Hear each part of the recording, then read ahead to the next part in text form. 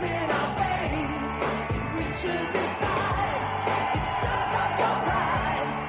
No other game moves you the same. Come on, Ollie, come on, Ollie. No other game moves you the same. There's no other game moves you the same.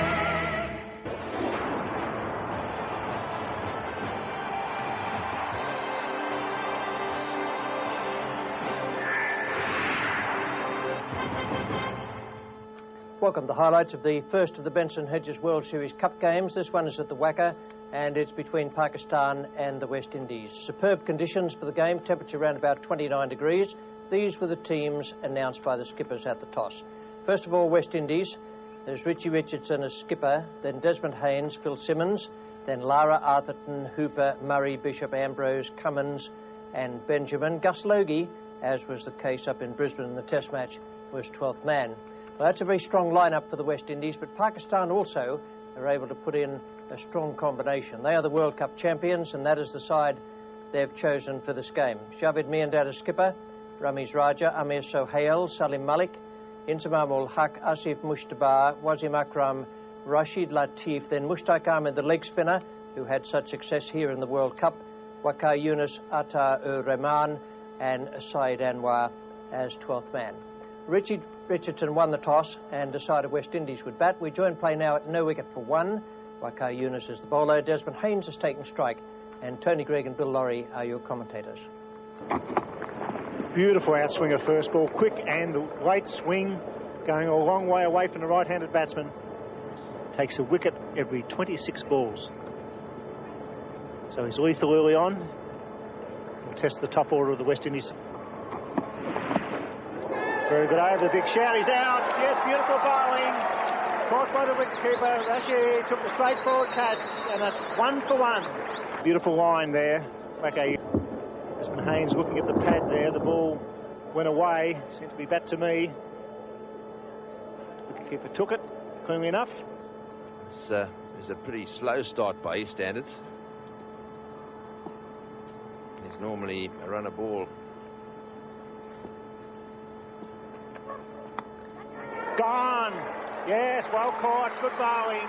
Wasn't Akram with the angle there. Phil Simmons went for the square slash.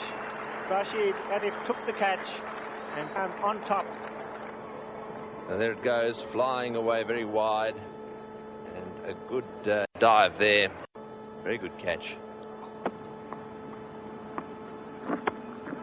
Caught. Wasim Akram at backward point. And Richie Richardson will be most disappointed about that. It was a long hop. It was the right shot. The execution was just lacking a little. A very soft dismissal, that one. Hasn't timed the ball perfectly at any stage of his innings. That one actually turned a fraction, but went straight to the man. Carl Hooper goes in the air, and Phil Simmons can wander off with him because Carl Hooper has done it again. He's got a start. Has fun with it. A few comments that Phil Simmons wouldn't have to be out there for long, and they've been proven correct as Carl Hooper hits it straight to it wide mid-off. Comfortably caught there by Wasim Akram.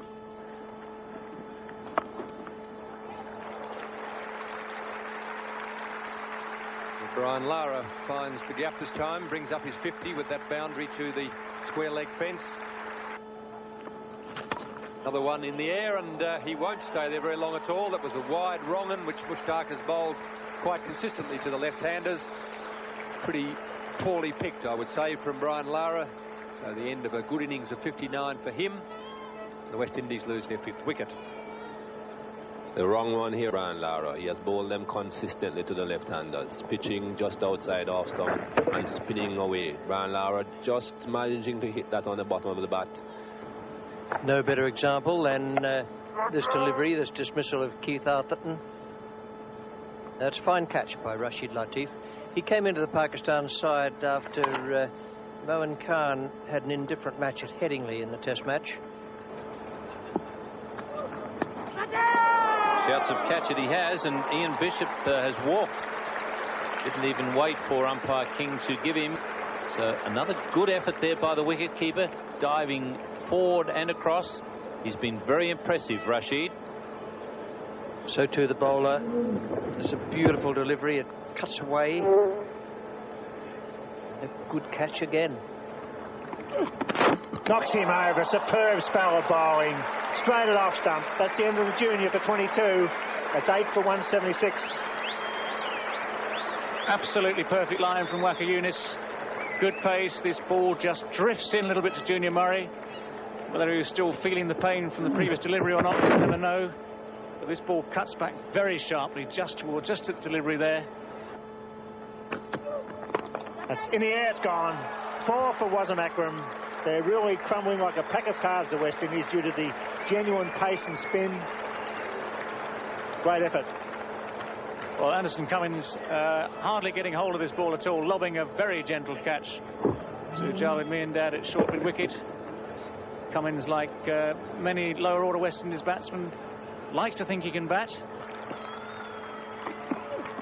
And he's got back to that as well, the Yorker. So after 50 overs, the West Indies are 9 for 197. Well, there was a little flurry there by the West Indians at the end of their innings, but still have quite enough runs on the board on what is a very, very good pitch. This is the card at the close of their innings, 9 for 197. They did well with Ambrose 15 and Benjamin 13, unbeaten right at the very end, and that was a good, handy partnership. At the top of the order, Lara 59. The rest, well, they didn't quite get going. Everyone got a bit of a start and then couldn't keep it up. 9 for 197 from a full 50 overs. And the bowling figures are dominated by one man at the top of the list, Wasim Akram, 4 for 46 from 9 overs and 1 maiden. And one man at the bottom, Mushtaq Ahmed, 10 overs, 1 maiden, 2 for 22. That was a brilliant exhibition of over-the-wrist spinning, and it might serve Pakistan well in this opening match. 198 to win for Pakistan. Doesn't sound much if you say it quickly, but they are up against a very, very good bowling attack here. That's out, straight to the point man. That's a great breakthrough. It was low and fast. Desmond Haynes takes the catch. That's just what the West Indians needed. Desmond Haynes just believing that he may have been a little bit lucky to catch that one. It went fairly quickly and just to his right hand. Desmond got himself into a bit of an awkward position and finished up nearly dropping the ball, suggesting the sun in his eyes there. And taken by Junior Murray, diving away to his right. Not quite as wide as a couple of the catches that Rashid Latif, the Pakistan keeper, took. But it was a good effort there by Junior Murray, probably keeping under lights for the first time. A first in many respects for Julian Murray. His first one-day game for the West Indies. First time on the lights, not a bad catch. Good catch if he's edged it. And umpire Evans obviously thought he had, because he queried his partner Len King to see if he got it before it hit the ground. And that is an excellent. We've seen some terrific work tonight, or this afternoon and tonight, from the keepers. And that's probably the best effort of the day. Junior Murray's had a pretty good game so far with the gloves tonight. Looked so good down in Hobart, but he's taken a couple of brilliant catches, and there'll not be many better catches than that one this summer. This was the time of the innings where the West Indies ran into trouble, kept losing wickets. That's it. And a brilliant. Inzamam Haq is out, and Lara just behind square leg there, who has pulled off another fantastic catch. The fielding in this game has been of a very high quality. Already today there have been several very good catches, and this time it's Ul Haq who is dismissed from the bowling of Hooper. West Indies certainly need to take some wickets. Ul Haq, they are not really getting hold of that shot. Brian Lara knocking it up and then finally grasping it on his chest. A little bit of pressure on this young man to put bat to ball. Catches the cry. Throw is there. Good cricket under pressure, yes, by Carl Hooper. Back behind the stumps, the bail off in the flash. That's a vital run out. Brian Lara in the action once again. This was the previous run out. Brian Lara, the fieldsman, doesn't panic. Steadies, bounce, throws it in. Well taken by Carl Hooper, and there wasn't a lot of doubt about that. This time he'd be very happy to get away with the first up win. Oh, what a shot. There it is. He just clips off his toes before Wasim Akram. He moved to 21. So very comfortable victory in the end for Pakistan. A well-judged run chase. Not spectacular, but very, very efficient and professional. 4 balls to spare there for fun, and a thoroughly good performance from them in the first of these matches in the Benson Hedges World Series Cup. 5 for 199. An outstanding effort from Javed Miandad, 59 from 83 balls. He looked as though he was moving along quite slowly at one stage, but was still scoring from almost every ball in the middle of his innings and towards the end. Insamam 28, and one at the death there, 21 from 17 balls faced, with Ramesh Raja and Salim Malik each getting into the 30s. The West Indian bowling, they were struggling against not quite enough runs on the board. Ambrose none for 30, bowled very well again. Bishop bowled with great pace. Cummins none for 41, and Benjamin 2 for 46. Between them bowled 14 no balls. That's something Richie Richardson will need to look at. Carl Hooper 1 for 44.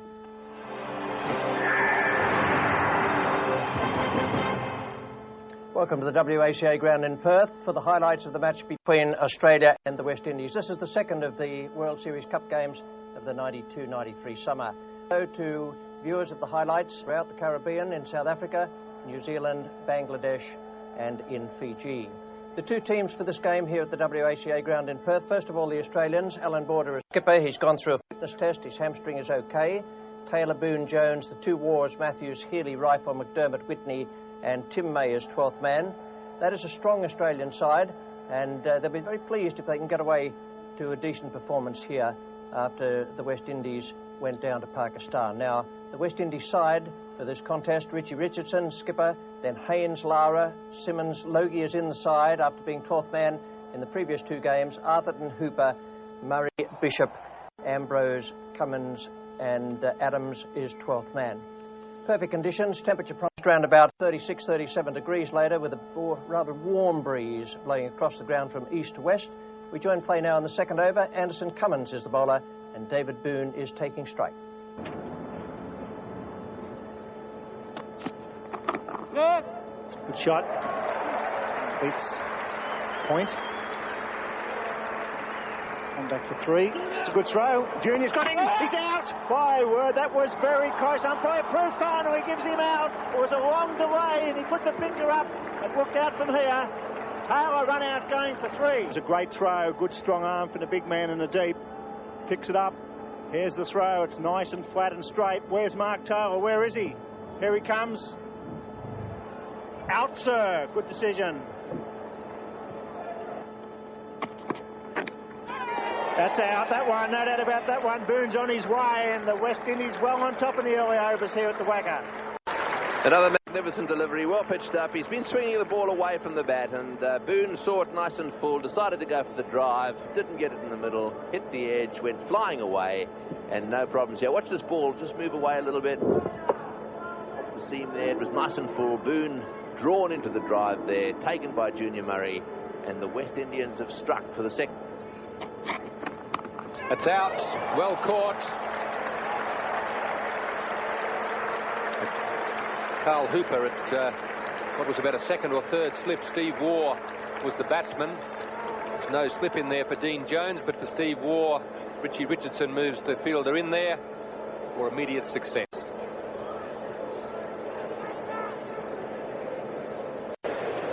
Similar to the one that went past the outside edge. Steve Waugh got a bat on this. Good catch by Carl Hooper. Good captaincy by Richie Richardson right from the first.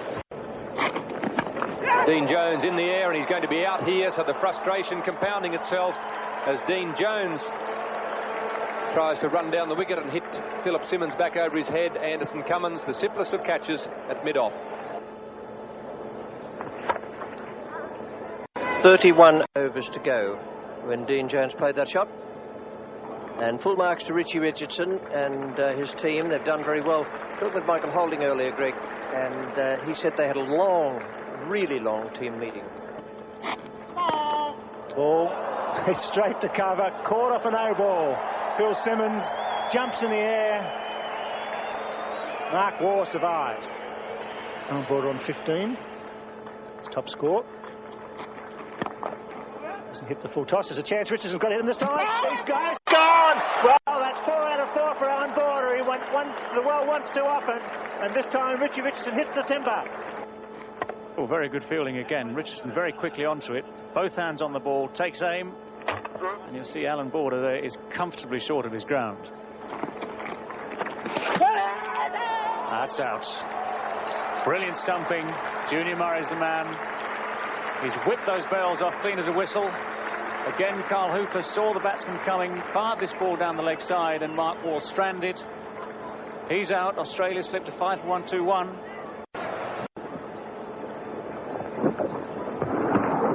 Junior Murray very quick down the leg side, looking for the square leg umpire, finds him on the offside. Well, that's gone straight up in the air, and Richardson's underneath it. He won't drop this. He's got him. Straight up in the air, that went high, and he ran around it, Richardson. And I tell you, I think the light was shining down. Good job he had those dark glasses on. And he's pointing towards them there, saying that is a good idea. Yes, a steep lane catch there for Richie Richardson. Ball went a long way in the air. Matthews not really getting hold of this one at all. Richie Richardson getting underneath it, comfortably catching it, but pointing at the sun. This is the last ball of this. Yes, it's a no ball, of course, for the wide. Hit that one quite firmly, straight to the wicket, and just go straight back to the keeper, and that is the end of the innings. So 7 down for 160. That was a great performance from the West Indies. Wonderful captaincy from Richie Richardson. Good tactics. He kept the pressure on the Australians all the way through. They were able only to reach 7 for 160 after their full 50 overs. Top score 36 for Mark Waugh and 32 for Matthews. Quite a productive partnership there at the end with Ian Healy and Paul Rifle. 7 for 160 West Indies bowling figures. Very, very impressive. And the fielders backed them up wonderfully well. And as I mentioned, Rich's captaincy was first class. Bishop 1 wicket, 2 for Simmons and 2 for Hooper, but they all bowled very well indeed. Desmond Haynes finds the gap and some timing.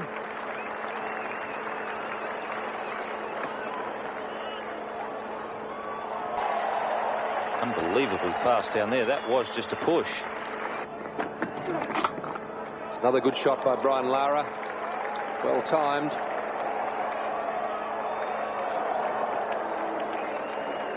Michael Whitney will be very disappointed with that. That'll be 4 runs. Brian Lara won't need to run for that one little bit. He's hit this ball very powerfully indeed, squared with it on the offside. And more runs here for Desmond Haynes. So he's going to run away for 4. Wide of third man there, through the gap. That's going to be out. Good bowling by Paul Rifle. Good catch too. Brian Lara just fending outside the off stump.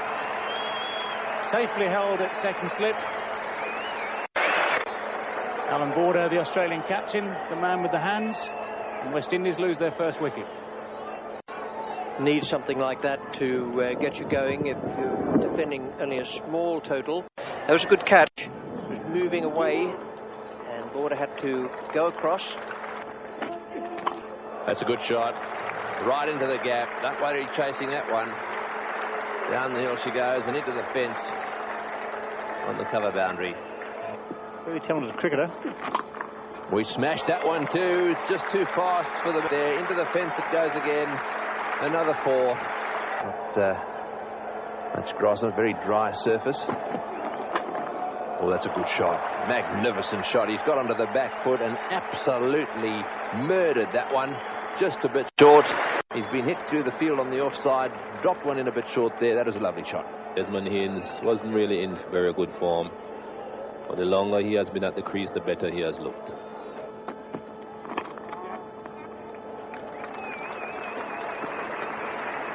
And there it is. That's his 50. Growing in halfway through it.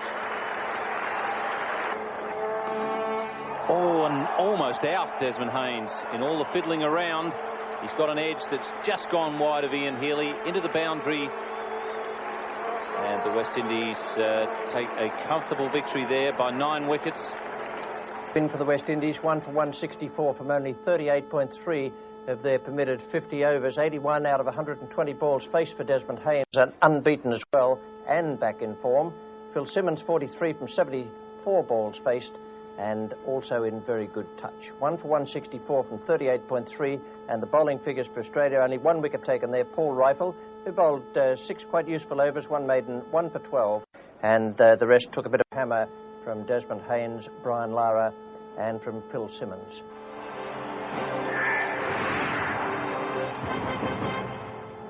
Welcome to the highlights of the Benson Hedges World Series Cup game between Australia and the West Indies at the Sydney Cricket Ground.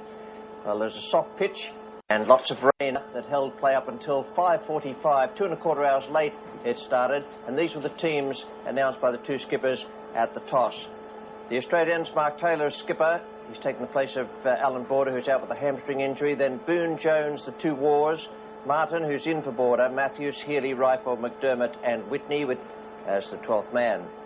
The West Indies, Richie Richardson, the skipper. Desmond Haynes, then Lara, Simmons, Logie, Arthurton, Hooper, Murray, Ambrose, Bishop, Anderson, Cummins, and Jimmy Adams is the 12th man. Richie Richardson won the toss and put the Australians into bat on what seemed certain to be a difficult pitch on Witter Bat. The surface still quite soft. And we join play now in the 4th over. It's none for 7. The bowler is Philip Simmons, a surprise by Richie Richardson. He's bowling to David Boone. Your commentators are Greg Chappell and David Gower. A short delivery. David Boone gets this away. It'll be the first boundary of the evening. Phil Simmons, short and down the leg side. Richie Richardson electing to use him as the opening bowler this evening. That's an uncomfortable sort of delivery. It's a very uncomfortable sort of delivery. Taylor going on the back foot and having to readjust horribly. Curtly Ambrose already looking a far harder proposition than Ian Bishop was from that end before him. That's the problem with the one that's pitched up. Phil Simmons has taken 4 overs to get one up there, and when he has, it's proven too much for Mark Taylor. Ball going between bat and pad, probably getting a bit of movement back off the pitch. And the first wicket for Australia has fallen. Mark Taylor bowled by Phil Simmons. That's the ideal length from Phil Simmons. Just comes back in there. You can see it pitch and jag back in quite sharply, defeating that intended drive from Mark Taylor. The first Australian wicket falls. And taking it first slip, Brian Lara taking that very comfortably. So once again, Phil Simmons is doing the job for his captain as a bowler. I think they've finally realized that they've got to keep the ball up. There's no point banging the ball into the pitch if the pitch is slow. There you see, well pitched up, good away movement there by Phil Simmons.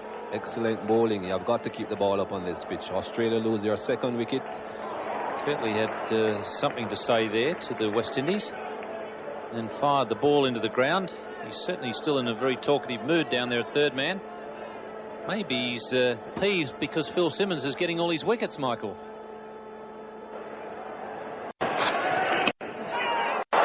Big shout from behind, and Steve Waugh is gone. So Phil Simmons has surpassed his Sunday performance at the WACA. He's now got 3 victims. Another well-directed ball again from Phil Simmons. Well pitched up, a little bit of away movement.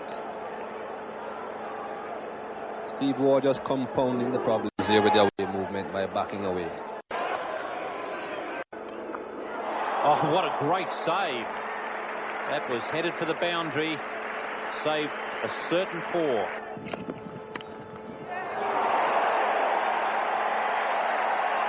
I thought for a moment that Hooper had that covered. Might just have been a little off balance. After this over is completed, there'll be 10 overs to go. Oh, that's got him. Yes, well done. He doesn't make any mistakes. And boy, doesn't that smile look good. It really did turn quite a long way. He's out stumped there. If he wants a wide, if a wide had been called, you can still be out stumped off a wide. He's never scored a run in one-day internationals. This is his first match. And he's gone. Out for a dark in his first match. That's disappointing. What a ball, though. Just a little bit quicker. Just in the back a little bit. He was driving at it, and Damien Martin out, bowled for a duck in his first one-day international. He'd just come off 100 down in Melbourne in the Sheffield Shield game and runs in the first innings as well. Jones beaten. Beautiful way cut. He's gone. In fact, he walks the thin edge. No shout from the fieldsman. Superb bowling by Curtly Ambrose. He brought Dean Jones forward, found the edge, and that's a very valuable wicket in the 25th over. I think it's safe to say there's not much Dean Jones could have done about that. Another lovely delivery from Curtly Ambrose. You see, perfect line. Cuts away very sharply. Dean Jones really does well to get a bat on it at all. Healy tries his out, straight to mid-on. That's fair enough, though, for me and Healy. You had to try in the final overs. Cummins took the straightforward catch. A beautiful bowl, Curtly Ambrose. Very few half volleys, never too short. And Healy couldn't get enough room to hit it over mid-wicket. It went to mid-on, and that's out. Ian Healy really hoping this ball was slightly shorter. Had in mind to heave this ball over mid-wickets, but unable to get good bat on it. Lobs it gently to Anderson Cummins. That's mid-on. Rick Matthews on strike. He's hit it. There's a man out there. He's under it. Big Curtly Ambrose. He's got him. The big buckets take the catch. Matthews doing the right thing. You had to go in the final over, but a very well judged catch. Matthews aiming a huge blow over on. Not really able to get all the bat on this. Getting it very high in the air. Curtly Ambrose comes round, judges the catch very well indeed, safely, and he's quite relieved about that. Gave him out, full pitch. Judged LBW McDermott. Just seemed to be going down leg side from here, but it must have been hitting leg stump. Umpire Steve Randell had the finger up. Just now to see exactly what line this ball was on. Well, that's a very low scoring effort from the Australians, but we don't know at the moment what problems the West Indians might have. Just a quick look at the card. It happened 9 for 101. Top score, Dean Jones, 21 from 53 balls. Gives you an idea of how difficult it was out there. Mark Waugh, 17 from 25. It was tough going, but at least from their point of view, have the runs on the board. West Indies have to make them. The bowling for the West Indies. Some fine performances there. Simmons 3 for 11 from 6 overs. Ambrose 3 for 18 and Hooper 2 for 25, with Anderson Cummins taking 1 for 16. We join play now with Whitney bowling to Lara. It's none for 4. It's in the 4th over, and your commentators are Bill Laurie and Michael Holding. Bowling, going through the right length, trying to hit down the ground. So Michael Whitney draws blood. Tremendous roar from the crowd. Lara, a clean bowl. Yes, a bit of movement there from Mike Whitney. Ball pitching and coming back in. Let's look at this ball. Pitching, hitting the seam, coming back into Lara. Hits that off stump. West Indies lose their first wicket. Well, Simmons must be close. He's gone. It looked out, yes. Trapped in front. Simmons out for a duck. Superb delivery. To cut back and find him. Plumb in front. That's a good ball from Craig McDermott. That definitely is the length that these fast bowlers need to bowl. Pitching. Coming back in. Possibly just flipping leg stump. Inside edge. Or so umpire Randall says. Michael Whitney strikes. Well, a couple of absolute rosiners to Richie Richardson.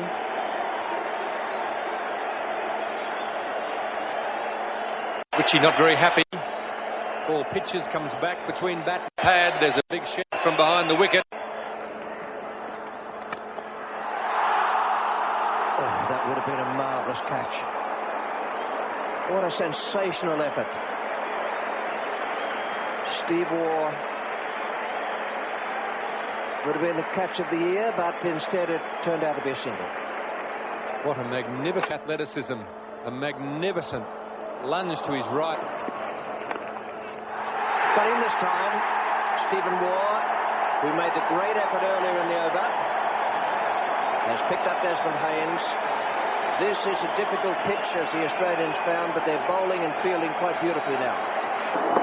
Been a beautiful piece of bowling there by Paul Rifle. A good length, a little bit of movement. Steve Waugh takes what for him is a comfortable catch. A few West Indian names in that list as well. Michael Holding, Joel Garner, Malcolm Marshall. how brilliant. Isn't that one of the most brilliant seen? The skipper has curled himself away to the right and taken a sensational catch. Captaincy has certainly brought the best out of Mark Taylor on this occasion. It's a good outside edge. Thrown himself away to the right. If that's not a classic catch, then I'm not here. And well taken again by the skipper. He's having a very good night in the slips, Mark Taylor. One brilliant one, and that one a very safe catch. Tries to guide this ball down towards third man for one. Only succeeds in just gliding it off the edge. Mark Taylor down very quickly with both hands. And Taylor again. Number 3 for the skipper. And that's the reward for being courageous as a captain. He's kept first slip in. And he's got 3 himself. Mark Taylor's set a brilliant example as captain of Australia for the first time here today. In the air, he's got him, another one. You little beauty. Straight off the outside edge, straight to Taylor. What hands he's got. Yes, and beautifully bowled by Steve Waugh. He was on the half volley. Junior Murray was into the drive. The outside edge, and that was a regulation catch, but he caught it so easily, and the big crowd here jumped to their feet. Look at that line, just a bit of movement away. Rowe, Taylor, just to his right. He's just starting to spread a bit now. Oh, he's got him, yes, behind. That one bounced. It was a quicker delivery. A beauty it was too. It bounced, hit the edge, went flying away towards the keeper. Healy actually was a little bit surprised by the pace on it. Caught behind, so Bishop is out. He's had a go at that one, and it has hit the edge, flying down towards third man. Oh, they're going to come back for the second. This will be out, run out. Yes, he's gone. It's all over. He's given that run out. All out for 87. It was a wonderful performance from the Australians. They bowled well, fielded brilliantly. They were well led by Mark Taylor in his first stint of captaincy at the Australian side. Limited overs international as skipper, and he did very well. Plenty of catches for him there, 4 of them in all out for 87, and just the double-figure score in the middle for Gus Logie, 20. Then Bishop got 11 and Ambrose unbeaten on 14, but towards the end it was always going to be too difficult for the West Indies. It was a very, very tough match for batsmen, I can assure you. McDermott bowled well, 1 for 11. Whitney, 2 for 11. A significant performance from Paul Rifle, 3 for 14 in 6 overs, and moved the ball around off the seam, something that would have been lost on the Australian selectors when they're thinking of young bowlers to go to England in 93. Steve Waugh, 2 for 26 in 5.3, and Mark Waugh, 1 for 13 from 6 overs.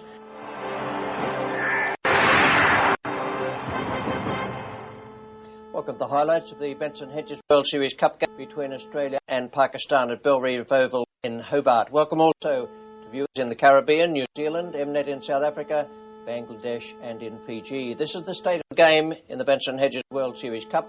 West Indies 2 points, Pakistan 2 and Australia 2, but Pakistan have only played the 1 game before today, and West Indies have easily the best of the net run rates. Now the Australian team card, they have a strong side, but Alan Board is not playing. Mark Taylor will be captain once again. That is the lineup. Taylor, Boone, Jones, the 2 Wars, then Martin, Healy, Rifle, McDermott, May and Whitney, and Greg Matthews is 12th man. Tim May coming into the side here. That is a good lineup, strong in batting, and a change in the bowling style there. May and Matthews, each of them all-rounders, but May coming in for the first time. Now, the Pakistan side, led by Javed Miandad, there's Ramiz Raja and Amil, who's back from injury, Salim Malik, Inzamam ul Haq, Asif Mushtabah, then Wasim Akram, he will join with Waqar Younis further down the list there in the pace bowling, Rashid Latif, the keeper, Mushtaq Ahmed, Aqib Javed, and Navid Anjum is the 12th man. Good conditions, and Mark Taylor won the toss, decided to straight to at bat. We join play now in the second over. It's none for 2. Waqar Younis is coming into David Boone, and in the commentary box, Bill Laurie and David Gower. It's a great shot. Go for 4. He's bowling in swingers. He hasn't got the outswinger down, Waqar Younis, and Boone picks him off beautifully. That's a superb stroke. And that's got to be very close, yes.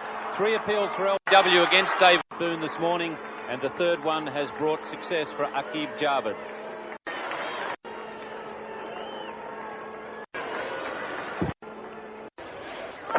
Hits that, and that could be 6. It's going all the way. There it goes. Yes, that's over the fence. Sweeping that over square leg.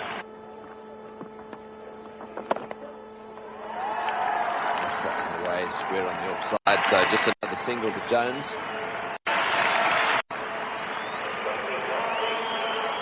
Well, the scoreboard reflecting that Jones has got his 50, hence the noise out there, the cheers. Oh, and that's out. Caught behind. Yes, that bounced a little bit. He went to try and cut the ball away. Perhaps was a little to him.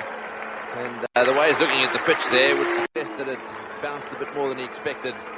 Well, that's the end of the Australian captain on his way back to the pavilion, having used up a lot of balls.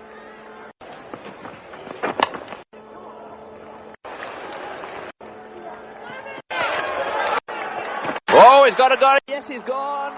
Once too often. Dean Jones going back for the second. He doesn't like it, actually. Glaring at umpire Randall there. He thought he'd got in. But I must say, from here, it looks as if he was always going to be in trouble. Very often, though, when the keeper take the bails off, it just takes a little bit of extra time. This will be an interesting replay. Well, Dean Jones has made himself a fearsome reputation as a very quick runner between the wickets. Turns and comes straight back. It's a good throw in from Sir Hale. You can see Jonesy just struggling there.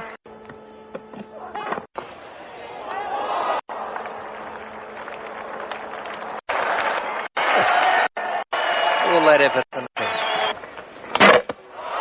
And hit wicket, or bowled, or both. The ball stayed down a bit. The cut shot was definitely on. The ball was short enough.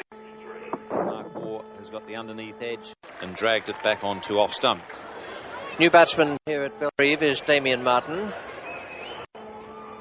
Made naught in Sydney.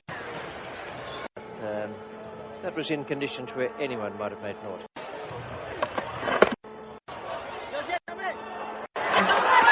Yes, must be out. Very, very good fielding. Just a little push on the offside. And the fielder came in. Once again, it was on his right hand. Amir Sahel, the man who was involved in the last run out. A very good economy right there. This will be gone. Misses. He's got it. Wow, that's good fielding. Damien Martin really going for a single that wasn't on at a backward point. The throw was from side on. It was a direct hit. Sohail again doing brilliantly in the field for Pakistan. It's a disaster for young Damien Martin and for Australia. The second run out in a matter of overs, but a good throw from side on. This footer again as well, Amir Sahel. Second successive direct hit, comes in very quickly. Takes aim, Damien Martin has nowhere to go. He's already stranded a long way down the wicket. If he hit, he was out. He watched, he hit, he went. It's a slow walk back for Damien Martin, a disappointing end. Here he hits in the air. This should be out, Jarvis coming around. It's a leading edge, yes. Waqar Younis picks up the wicket of Ian Healy. That's a very handy wicket for Pakistan. A very dangerous player, Healy, in the final overs. Well, a leading edge, the problem here for Ian Healy. Aiming a big blow over mid-wicket again. Trying to go with the in-swing of Waqar Younis, but succeeds only in lobbing it comfortably in the air. That's well struck. It's going all the way. A 4. That was a good effort from the Australians. It looked at one point that they couldn't possibly make any more than 210. They fought back well, a splendid partnership towards the end. A nice solid look about the batting for most of the way through. Run out there didn't do them any good, but they managed to get up to 7 for 228, 46 to Taylor of 106 delivery. Jones 53 from 72 was very good today. Steve Waugh got to go on, and then he was run out by Amir. And that partnership between Healy and Rifle was the one that did the trick. It put on 39 in just 36 balls and took them up to 7 for 228. And the bowling figures for Pakistan, one stage they looked to be in control, but the Australians just got away from them in time. Wasim Akram, none for 34. Waqar Younis, 1 for 43. Aqib Javed, 2 for 35. Mushtaq Ahmed, the leg spinner, a bit expensive today, 10 overs, and 1 for 52. So it's 229 to win for Pakistan. It'll be no easy task on a pitch where the ball just is keeping low. Well, that's a pretty good start for Pakistan. And Gone. Straight down mid-on throat. Damien Martin is the man at mid-on. So a good start there for Craig McDermott and Australia. Yes, well, he decided that he was going to go for it, no matter where it was. It was pitched up. And through he went with the shot, and in the air, straight to Damien Martin. In the air again, and if they keep chipping the ball in the air when their infielders in, that's going to be the problem for Pakistan. Michael Whitney claims his first victim. Easy catch there for Steve Waugh. Yes, Steve Waugh in position there at cover. He's taken some good catches this season in that position. Oh, a chance. A chance. A very difficult diving chance for Steve Waugh. Nearly strikes for his first ball. Big appeal for LBW. Yes, he's getting him. He's gone. No, LBW. Big wicket, this one. The Pakistan captain, once again, I think, trying to just work the ball away. Straight delivery. And that is a big wicket for Australia. Javed Miandad's out. In the air, going down towards the fence. Is it over the top? Yes, it is. Into the crowd.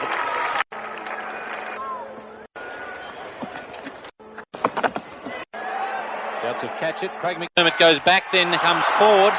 Obviously lost the ball in the crowd, I would say.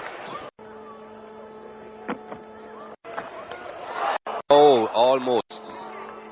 Mark Waugh having just as much bad luck as his brother Steve. Mid on and straight to him. Damien Martin. He took the first catch of the innings and he's got rid of the dangerous Inzamam Al-Haq. Yes, this is a good wicket for Australia.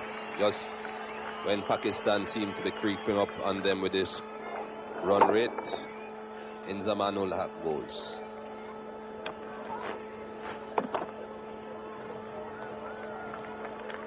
.50 for Salim Malik and 4 for 108 for Pakistan.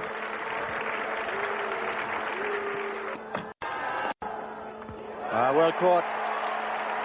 Didn't have to move all that far, but it went very fast. And Healy took it two hands just away to his right. That was really moving along. Certainly was. Well, he's gone. It was very unusual.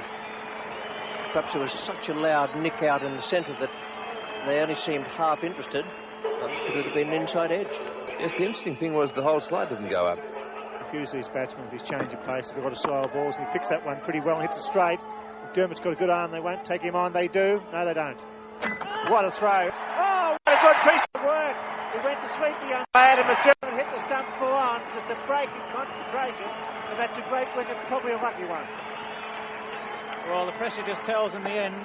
The batsmen knew that they needed at least 2 a ball to win this match. The correct decision was taken initially not to run for that ball. Not to go for the second, but Rashid Latif there just forgets one vital thing, that he has to get back into his ground. Pakistan have fought well here at Belrive. They were very slow early on, but the middle order is fired up. They need a 6. He doesn't get it. Clean bowl, full pitch by McDermott. Fine bowling. He's been the best of the Australian bowlers this afternoon. It's his 4th wicket. That's beautifully bowled by Craig McDermott. The ideal length and line. Like a Yunus aiming to hit this ball interstate. They win it because they defended well, particularly early on. Their bowling was superb. Mistake, chipped in the air, this will be out. Yeah, it's caught inside the circle. Off a full pitch by full rifle, a duck to Mustak, where I guess it was a slow full toss. I'm afraid Mustak was completely deceived by the pace of his delivery from Steve Waugh. Full rifle, in comes Steve Waugh. See if gets it past Whitney, that'll go all the way for 4. Whitney trying hard that it's going to go into the gut. So this young batsman playing very well indeed. On strike to Waugh. Boundary here, they go for 2 surely. Come on, run. Oh dear, He's played a lot of cricket, Akif Javed, and that was pathetic. Set that long and high. It's bouncing into the side screen for 4. That's why he didn't want to run, but that last stroke brought up Mustaba's 50. It's probably be a slower ball change of pace by Stephen Waugh. He's hit it somewhere. It's not going to go for 4. It's just going to square leg for a single. So with a 6, a no ball. 6 would tie it. Well, one or two people in that tiny room there thinking, if only we'd just done a bit better earlier. Full pitch is going to go for 6. Is the man out there? There it goes. Is it over? It's over. A tie. Can you believe that? Pakistan coming from nowhere to tie this match. Unbelievable finish. A wonderful hit. Slower pitch from Steve Waugh was picked up by this young man. He's hit it right out of the ground. I cannot believe they've got up and tied this match. That was a terrific performance by Pakistan to get up there for a tie. 16 off that last over from Steve Waugh and the 6 off the last ball. Fairy tale stuff. 9 for 228. Some very, very slow cricket early on with Amir Sohail and Ramiz Raja dismissed early. Then Salim Malik 64 and Javed Miandad Inzamam from 34. And Asif Mushtabah 56 from 51 and Rashid Latif 39 from 35 shared a wonderful partnership of 58. That got Pakistan back on track. Got them up to 9 for 228. And the bowling figures for the Australians, McDermott did very well today, 4 for 42 in 10 overs and 2 maidens. Whitney 1 for 29 was superb early on, and 1 for 56 for Steve Waugh, 1 for 37 from Mark Waugh. The points table in the Benson Hedges World Series Cup now: Pakistan 2 played and 3 points. Australia 3 from 3.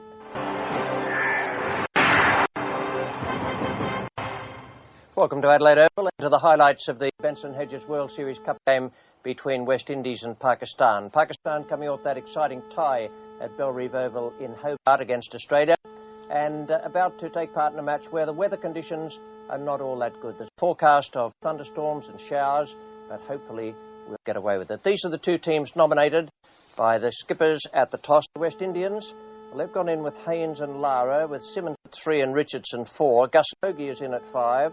Then Keith Arthurton, Hooper, Murray, Ambrose, Bishop, Anderson, Cummins, and Jimmy Adams is the 12th man. For Pakistan, they're unchanged. Amir Sohail and Ramiz Raja will open the batting. Then Salim Malik and Javed Mir, Inzamam ul Haq, Asif Mushtabah, the hero of Belrive, Wasim Akram, Rashid Latif, Mushtaq Ahmed, Waqar Yunus, Aqib Javed, and Naved Anjum is the 12th man. Well, at the toss, Javed Miandad won and put the West Indies into bat. Could be a little dicey later on under the new rain rule, which makes it more difficult for the side batting second. We join play now in the 7th over. Brian Lara is the batsman. Wasim Akram is coming in to bowl to him, and it's no wicket for 14. Well, that's the end of him because he got the swinging Walker in. Desmond Haynes trying to drive Wasim Akram is bowled neck and crop, and when he gets it right, he's a magnificent bowler. He was full and it was quick and it swung and it took the middle stump right out of the Adelaide soil. A great breakthrough. What a magnificent delivery. He hasn't really got it right today. The first one he's got on target. That middle stump. Back she goes. It's in the air and he's gone. Hasn't added to his average. Didn't do his strike rate any harm. Wasim Akram, the great bowler he is, bounces back after an ordinary start to the over and takes a wicket. That's well bowled. It's over the top. It's a pretty good shot by Richie Richardson. One's in the air as well. May well get over the short boundary, and it has well and truly up into the member stand. Oh, and he's bowling round his legs. Brian Lara does get a long way across, and Aqib Javed has noted it, and he's knocked back leg stump. For some time now, quite a few of the bowlers have been attacking Brian Lara's leg stump. He does go a long way across. Bit of turn there for Amir Sohail. And out. Straight down mid-wicket's throat. Now, Gus Logie over the years has been a bit of a bunny against left-arm Orthodox spin. Alan Border has ripped him up a few times. Certainly caught and bowled, but that really wasn't a very good shot in the situation. And taken this time by Inzamam at first slip. He didn't look comfortable against the left-hand spinner, left-arm spinner, Atherton. And finally, Sahel has been rewarded. I think his downfall was because he was just trying to guide that ball down the third man. White and Rain has forced stoppage of play. Well, good news at the Adelaide Oval. The umpires were able to get play underway again after an 86-minute break. It was unfortunate the rain came, but the ground staff did well, got the covers off once the rain had stopped. 86 minutes lost, and rather an unusual decision from the umpires. They decided that it wouldn't be just a normal 20-minute lunch break, which has laid down the playing conditions, but a longer one for the players. So just to look now at the change conditions, 42 overs aside this match. Little jab shot down towards third man. Well run again there. Well, that brings up Richie Richardson's 50. And that's out. No, it's a no ball called. And there's a big appeal there given out. Yes, that one bounced a bit. It was a quick delivery. And I'd say off the glove of Carl Hooper, went flying through to the keeper. And so Wasim Akram has struck. Another delivery down the left side, but this one a lot closer. Pitching, apparently just brushing the glove of Carl Hooper there. And there goes the big one. In fact, there are three back there. He's underneath it. He's going to get him. Three of them, they're all spread out there. He's gone for the big kicks down towards the short boundary down there. And Asif Mushtabar taking the catch. Covered me and saying, well, we worked it out, didn't we? Last ball of the innings. He hasn't quite made it. Richie Richardson will get back comfortably. And still a little bit of stumble there. Is he going to get back? Oh, wrong end. He's got home though. It's a dreadful feeling when you want to run and you can't. You keep falling over. Well, that was a good effort from the West Indies to get up to set Pakistan. Quite a difficult target now. 42 overs aside. This is the final card of the West Indies innings. They went from 5 for 118 to 7 for 177 in the remaining overs to take it up to 42, with Richie Richardson 76 not out and Anderson Cummins 4 from the 4 balls he faced, with Ian Bishop out for 17 and Carl Hooper dismissed by Wasim Akram for 24. So 178 to win for Pakistan. Their asking rate 4.23 per over, and the bowling figures for Pakistan, they did well. Wasim Akram 3 for 38 in 9. And Waqar Younis bowled some wonderful deliveries there in that short spell after the rain. 2 for 26 for Amir Sohail, 1 for 30 for Aqib Javed, and 1 for 23 for Mushtaq Ahmed. 178 needed, 4.23 the asking rate. No easy task for Pakistan. Ramiz Raja is gone. No, Brian Lara has put the ball down. In the air, and he's dropped him. Logie goes away to his left. That one was really heaved away in the air, trying to get it down towards mid-wicket. It's in the air. I don't think it's going to be caught. He may get a hand on it. It's coming down to be a good catch. Oh, he's dropped it.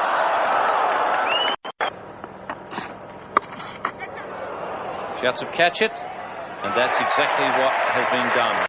Bishop, the man of fine leg, throws the ball into the ground in disgust. I think perhaps feeling that maybe some of the other fielders should have done that off his bowling. He's a good player, Salim Malik.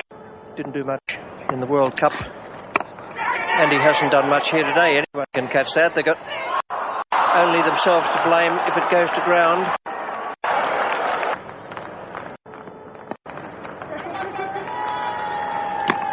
And that's 50 for Ramiz Raja. It's been a little bit of form at the top of the innings for Pakistan, but 50 today, very handy indeed for them.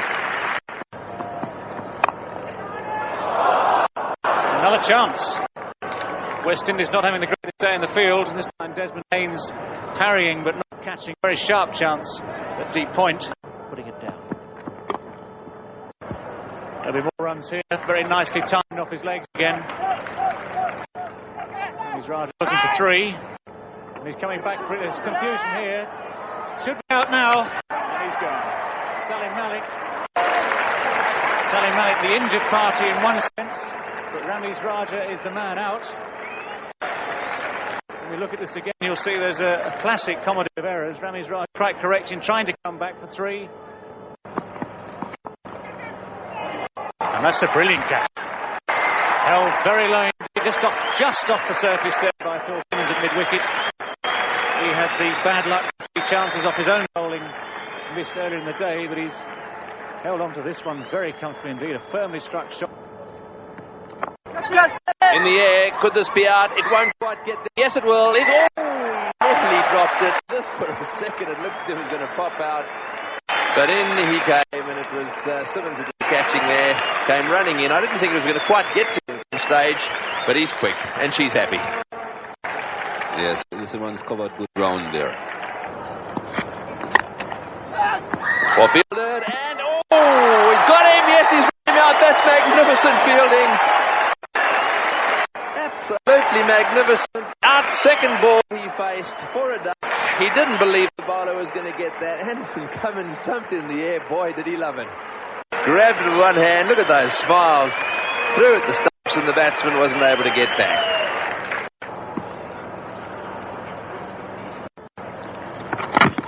Hold him. Beautiful delivery right in the block hole. Just a little bit quicker. In through that defence it went, and Wasim Akram is on his way. And now, are the Pakistanis going to panic?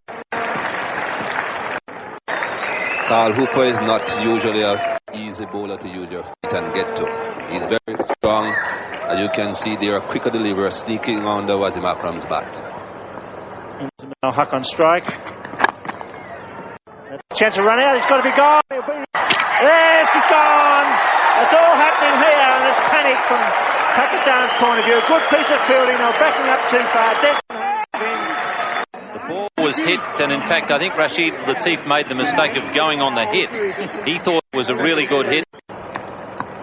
Close, Desi's got it. Under. The throw went over the top of the wicketkeeper. An overthrow. Or maybe out. Out! Yes, the throw got Inserman at the ball. And a magnificent. So it's all happening. The left-handed throw went straight over the keeper's head. Caught on the wrong hand there. But now Keith Arthur, what a magnificent throw this one is. About a 40-metre throw, and it was spot on. Perfect. Got him, Carl Hooper. Coming out of the crowds, another Yorker. Waka Yunus bowled as clean as a whistle. Their fielding has improved. They kept their head. And Carl Hooper has now yorked 2 batsmen. They need 178. 6,500 people on the edge of their seats. It's in the air. He's out. No ball called by umpires. Well, it's all happening. It was over the batsman's head. Bishop says, what's going on? The umpire at the bowler's end, the umpire at the square, they both threw out their arms for no ball. The stumping is a run out for sure. It's gone. It's all over. West Indies win, and that's a great win here at the Adelaide Oval. I can hardly believe it. West Indies got up there by 4 runs with 1 ball left, and they dropped 5 catches on the way to doing that. And Park lost 7 for 25 in 37 balls faced at the end. Great start for them. They fell away, they panicked, and they're all out for 173. West Indies bowling, well, there are only 5 wickets in that 4th list there. 1 for 41 to Ambrose, 1 for 29 to Simmons, and an excellent all-round performance for Carl Hooper, 7.5 overs, no maiden, and 3 for 31. He was man of the match.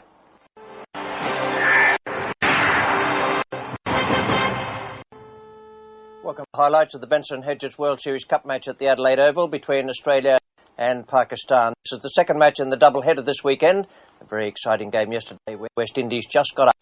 Now, these are the teams nominated for this game. Taylor as captaining Australia, and Boone Jones, the 2 wars, Martin, Healy, Rifle, McDermott, May, Whitney and Matthews as 12th man. May holds his place in there and could bowl quite well on this pitch. The Pakistan side, well, they've made one change. Javed Miandad as skipper, then Ramesh Raja, Amir Sohail, Syed Anwar is into the team. Then Inzamam, Asif Mushtabar, Wazim Akram, Rashid Latif, Mushtaq Ahmed, Waqar Yunus, Aqib Javed and Navid Anjum is the 12th man. Salim Malik is the man out of that side. The Australians won the toss. Mark Taylor did it again for the Australian side. He decided that Pakistan would bat first. We join it now in the first over.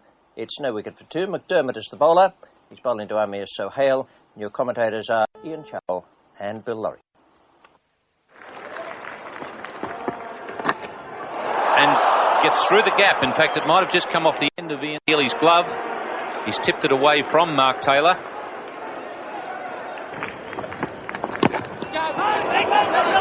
And if he hits him, he does, and Colin Timmins says, yes, you're out. So once again, the run-out problem strikes for Pakistan. He was a bit stiff there because his partner never really responded. It's a doubtful single, but if he goes straight away, there's always a chance. McDermott did follow through quickly. Good bits of bowling there by Tim May. Some wonderful flight we've seen so far in this over. A little bit of drift with that delivery and quite a bit of turn. And Pakistan have lost their second wicket. Oh, he's bowled him again. What a good ball. He's having a dream little run out there, Tim May.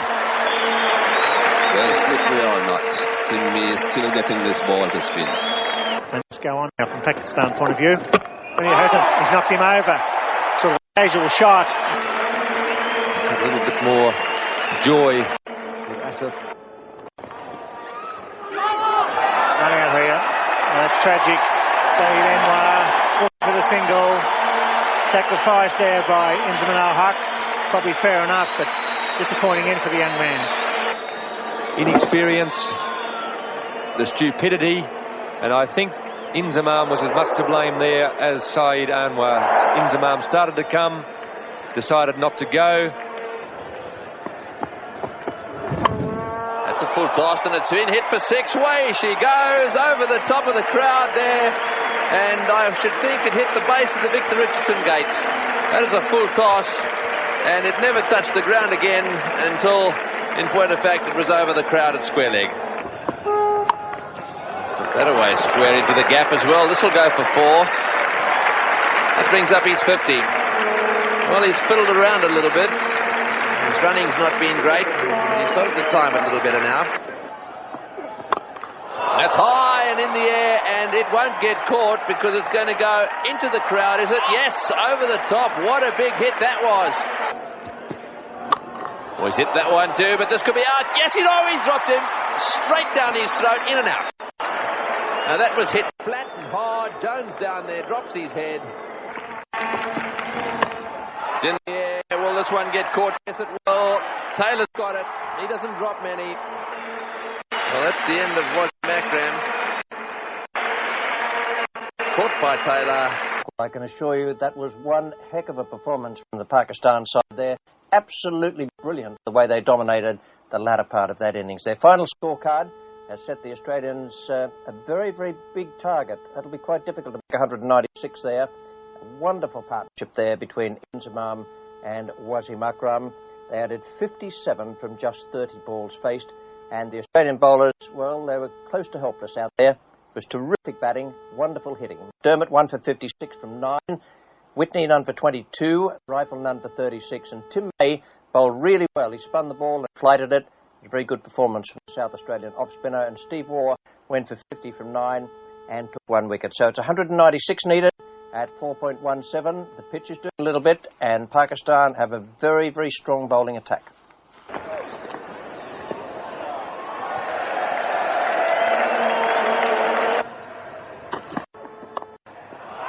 Excellent shot. Boone using the pace of the bowler there beautifully. Boone goes back with a square.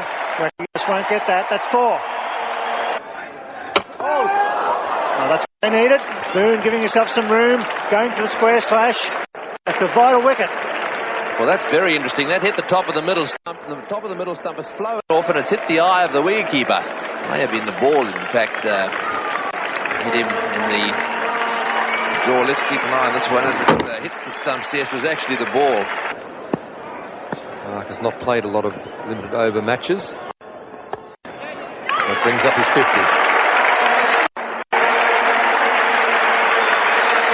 And a very good 50 indeed for Mark Taylor.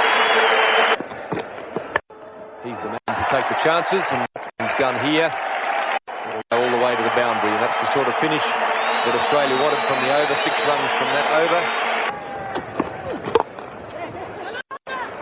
Well, this could be close. If he hits, yes, he's got him. Yes, he's out. Taylor called for the single there, and there was no way in the world that he was ever going to get there.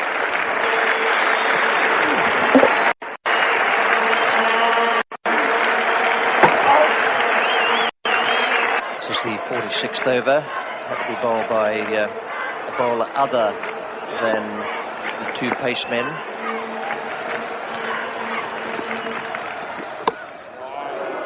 That's wide, and that's the end of the match. Way down the leg side. I can't believe he did that on purpose. Anyhow, it doesn't matter. That was a very good, solid win for Australia. 2 for 196 there, and plenty of wickets in hand, and they looked good for most of the time. A little bit of a slow start, but when they got underway, there wasn't much doubt about what was going to happen. David Boon, 40. Mark Taylor, 78 in the end off 107 after a slow start, and Dean Jones, 48 from 71. Steve Waugh, 15 from 23. Only 45 of the 47 overs used up, 2 for 196. And the bowling figures for Pakistan were no great joy there. Just the one wicket, Amir Sohail, and the other man was run out. Wasim Akram had 39 taken from 9, and Waqar Younis 32 from 10.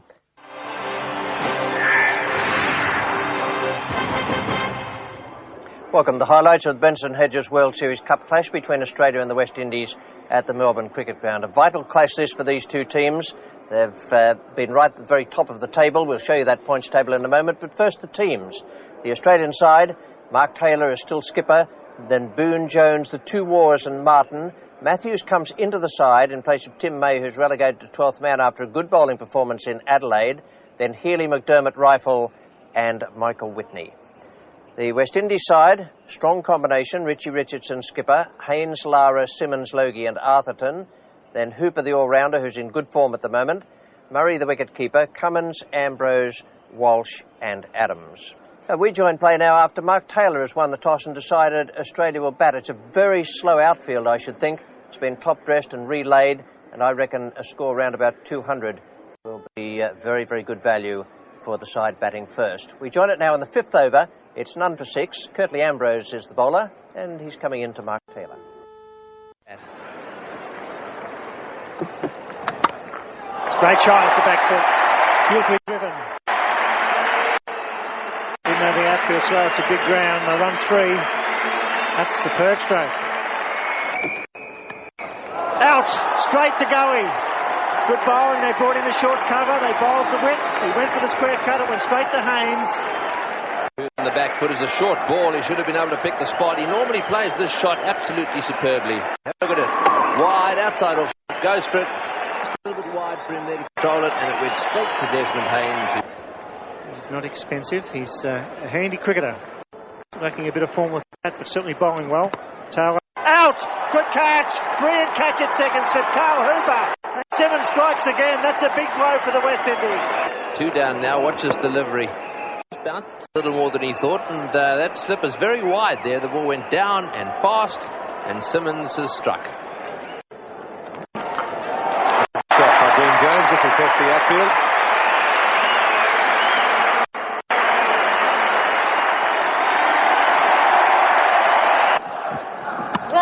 Straight up in the air.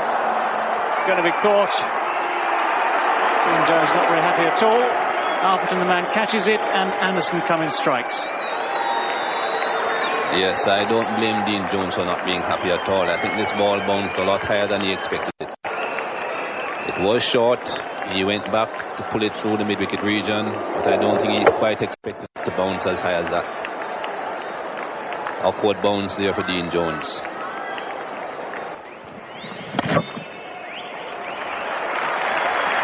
Nice bit of timing there. Steve Waugh. Not such a good bit of running between wickets, though. He's out. A little bit of hesitation there. I think he's now very did. Big throw from Phil Simmons. It's beautifully struck, just clears Richardson. That'll go all the way. Brings up 50 for Mark Waugh. Fine hand.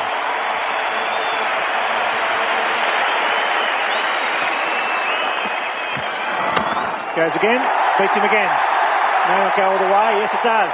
Down the hill. So hit the ball well enough. It'll go for 4 here on this new outfield. It's in the air. It could be gone. It's a good delivery. He's a fine bowler.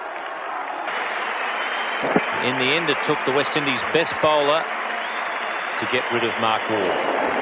Ball bouncing off a good length, catches the shoulder of the bat, and a simple catch there for Carl Hooper. Yes, that's out, caught behind. That's a little bit of extra bounce there that Ambrose has managed to extract from that end. Bit of extra bounce there. Top edge, simply caught. In the air, this will be out caught. He's coming around underneath it. He's got him. Yes, that's gone straight in the air. Pretty straightforward catch there for Desmond Haynes. Hooper at this stage bowling very flat. Obviously not going to be flighting too many balls. Healy getting under it. Australia lose their 7th wicket. They'll come back for the second. Rife will be looking for it. Touches down. Back he comes. This could be out. Yes, he's going to be out. Run out. Got to be out by a long way. But I really think in these circumstances, with a couple of batsmen still to come, he had no option but to try it on. Definitely no option at all. He has to try and get these 2 runs. And the other thing is, even if he's run out, he has left Matthews on strike. Well, that was a great performance from the Australians. It looked at one stage as though they might be kept down to around 175, 180, but they came back very well at the card of their innings. 8 for 198 with a top score, Mark Waugh 57 from 69 balls, Damien Martyn 40 from 48, and their partnership 74 from 81 balls faced. That was the turning point so far as the Australians were concerned. 8 for 198 from a full 50, and the West Indian bowling, I thought Ambrose was quite superb. He could have had anything out there today. He finished up with 10 overs, 3 maidens, 3 for 25, which in itself is very, very good. Simmons 1 for 31, and Walsh none for 42 is a bit short of bowling, Courtney Walsh. Cummins 1 for 45, and they got to Hooper towards the end 1 for 50. So it's 199 at 3.98 per over. Bear in mind, this is a very, very slow outfield. That's a good total the Australians have set. That's in the air, and I should say that Desmond Haynes will be on his way. Mark Taylor just runs back and takes a very comfortable catch. And happy, and any moment now the Australians might show reaction when the replay comes up on the scoreboard.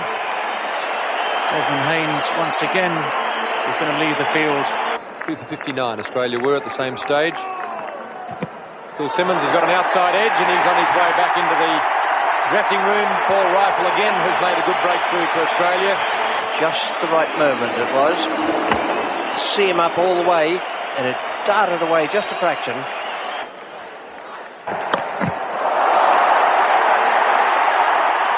But in the air again. Steve Waugh will have a lot of trouble getting to this one. It's about 20 metres back. That's his 5,000 runs, and what a way to bring them up. Oh, he's bowled him. He's tried to hoik that one to mid-wicket, missed it completely, and back have gone the stumps. The Australians definitely needed a breakthrough. That's definitely what Australia needs at this time, or maybe another 2 or 3 like that. Ryan Lara trying to hit this one over the mid-wicket region. Oh, he's hit that one. It's gone way over the top for 6. Another 6 down to square leg. Down the ground. This is going to be out. It'll be caught by Damien Martyn. Goodbye. Carl Hooper has gone out there, promoted in the order, and has just swung the bat. 2 men in the deep on the onside.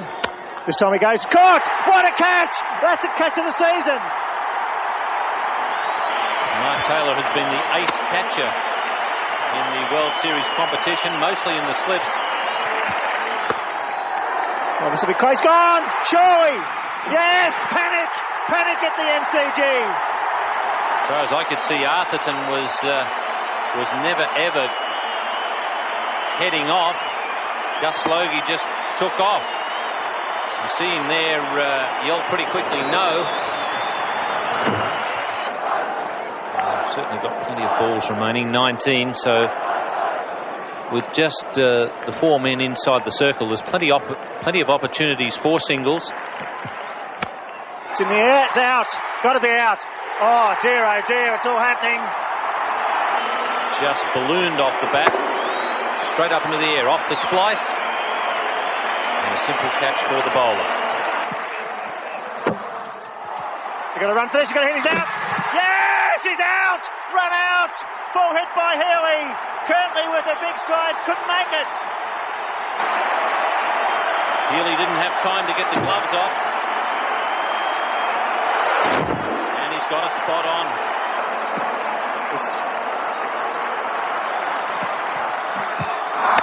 It's in the air, this will be out. They're going for it. Jones, he'll catch this for sure. Yes, sir. That's it. That's going to be it. 9 out. And he had to come around. He had quite a bit of territory to cover. He also had another Australian fieldsman coming out of the circle towards him. Cummins on strike. He's got it. Won't go for 4. McDermott will cover this. In fact, he'll catch it. They're all out. What a victory. Would you believe it? 194 all out after at one stage they were 2 for 158. They lost 8 for 36 in 52 balls, 74 for Lara and 62 for Richardson, and then disintegration. 194 in the Australian bowlers. A terrific effort from the man on the bottom of the list there, Mark Waugh, who bowled 6 overs, no maiden, and took 5 for 24. Wonderful effort after the runs he made in the Australian innings, and he was player of the match in this Benson Hedges World Series Cup clash.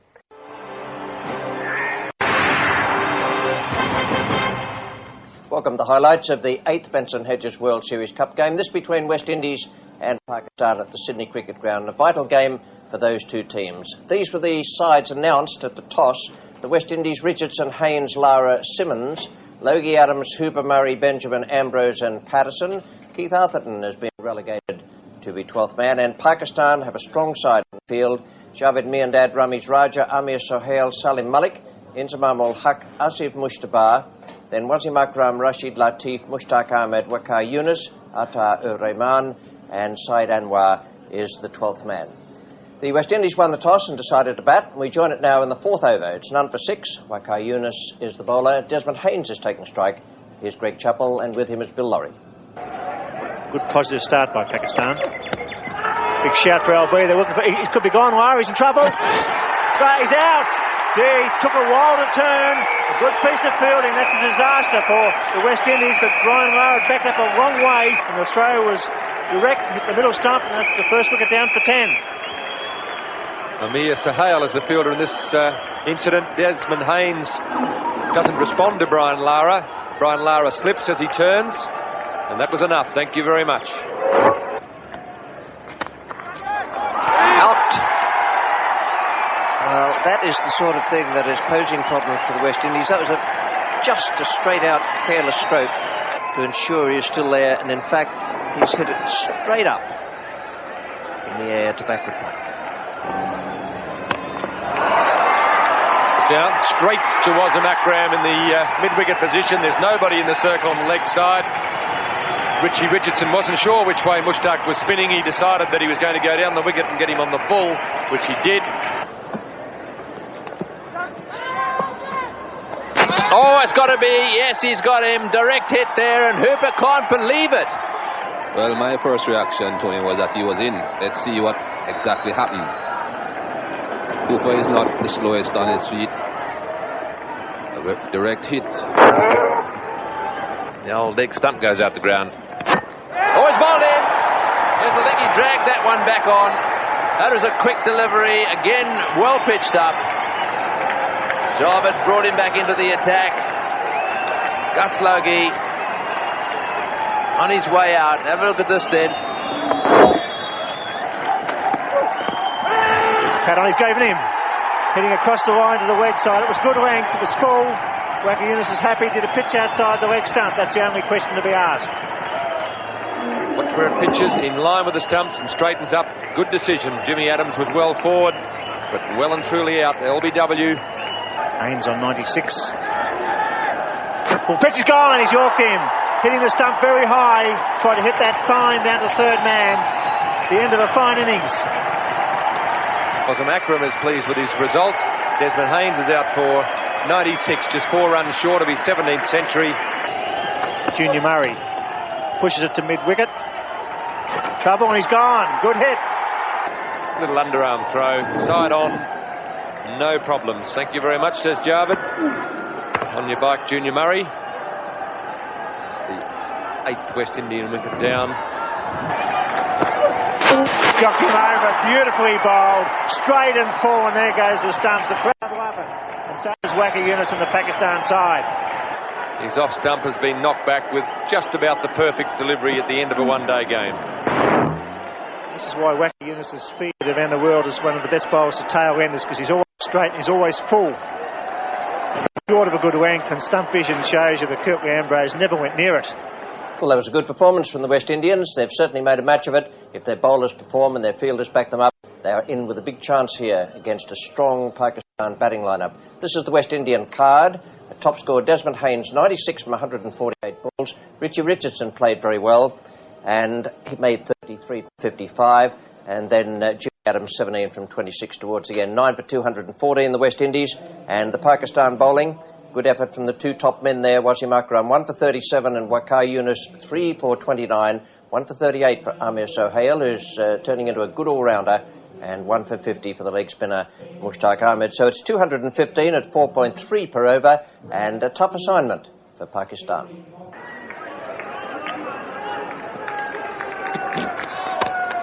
In the air and out. No ball called. Well, that's umpire Darrell Hare there. And what luck for Patrick Patterson. He's just gone over the line. That's out for sure. Rightio, and Patrick Patterson really is enjoying it. Having got one with a no ball, he's now found the outside edge. This is a lovely outswinger from Patrick Patterson. Just nips off the wicket too. Ramiz Raja gets the outside edge of the bat. And he's bowled him. It's dragged back onto the stumps. He's got a pretty good record with that new ball. And the Pakistanis in the crowd here really are enjoying this. They know how important these points are. Oh, that's straight up in the air. This will be caught at mid-off. Yes, it will. No trouble at all. This is a disaster for Pakistan. As Tony Greig says, Amir Sohail, he's struggled with his shots through mid-wicket in this series. Doesn't seem to have timed them. Again, this bat comes right across the line of the ball. It's the leading edge that does the damage. Straight up in the air. Kenneth Benjamin comes round from mid-off. Well, that's in the air too. Oh, he's got him. What? I can't believe this. And all of a sudden they've woken up and they fall down for 9.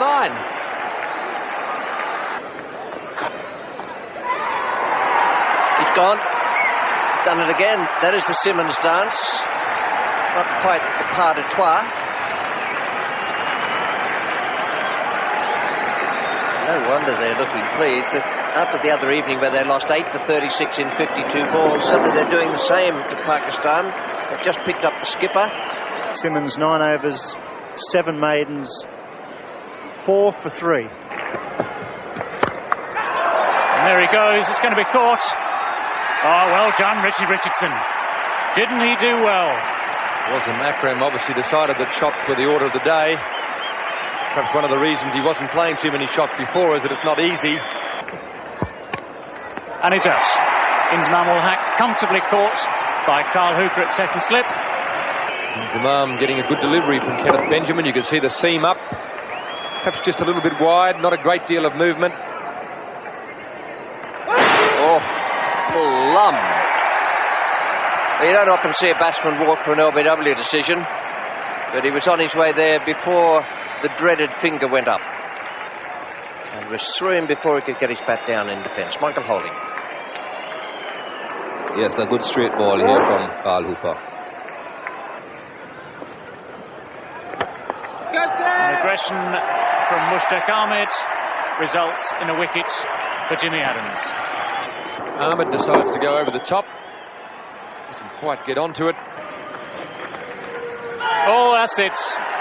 Latif is out. The West Indies draw the final curtain on this contest at the SCG. Patrick Patterson finally wraps up proceedings for the West Indies. Pakistan are all out. They've managed the grand total of 81. 133 runs. That was absolute slaughter. The West Indies won by 133 runs. Pakistan all out for 81. Rashid Latif at the end, 8 from 71 balls, just trying to play out the full 50 overs. Runs for Waqar Younis and Mushtaq Ahmed at the end, 17 and 15 respectively, and 17 for Inzamam in the middle, but nothing up the top, and Ramiz Raja out from the first ball he received. That set the pattern for the Pakistan innings, all out for 81. And the West Indian bowling, just have a look at the second name on the list there. Philip Simmons, 10 overs, 8 maidens, 4 for 3, the most economical bowling figures in a completed spell in all one-day internationals. Patterson started off when he got Ramiz Raja. He finished with 2 for 19, 2 for 28 for Benjamin, but an injured left ankle as well. Hooper 1 for 10 and Adams 1 for 2 playing in his first limited overs international.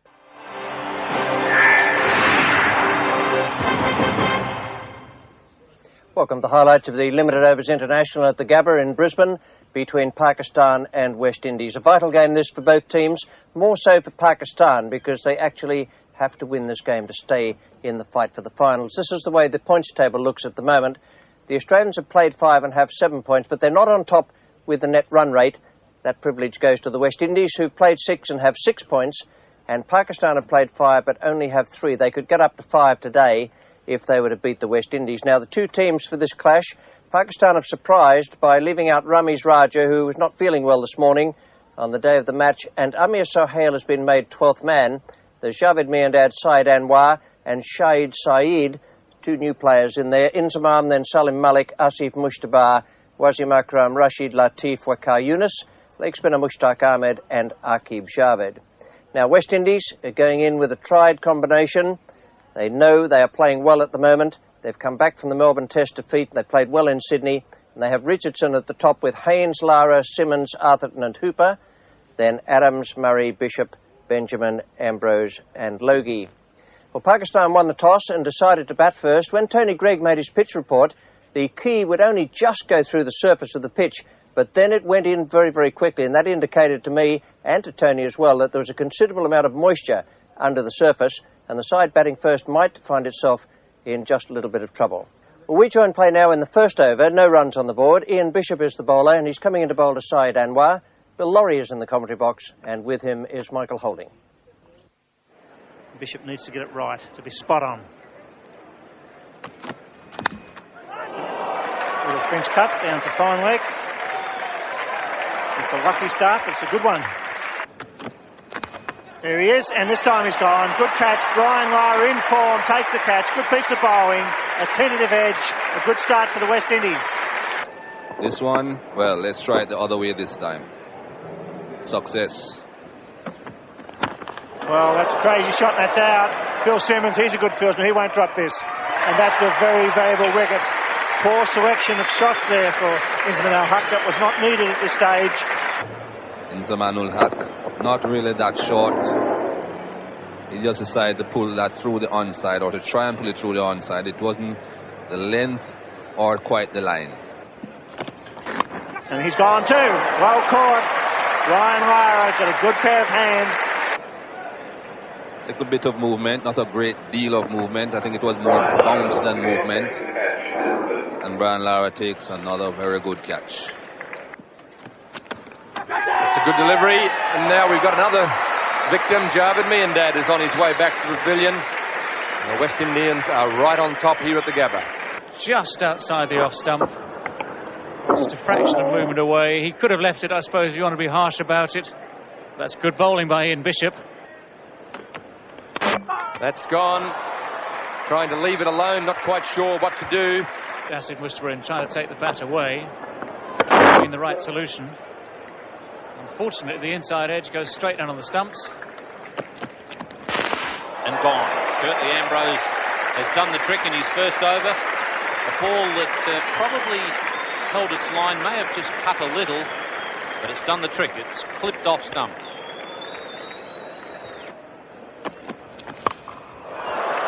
High in the air, the keeper is heading for it. Oh, and they've collided, and the ball's got away. Phil Simmons is the man who's down, and the umpire is calling for the physio. Mustafa, Phil Simmons, he's going to be right on the fence, but he takes it.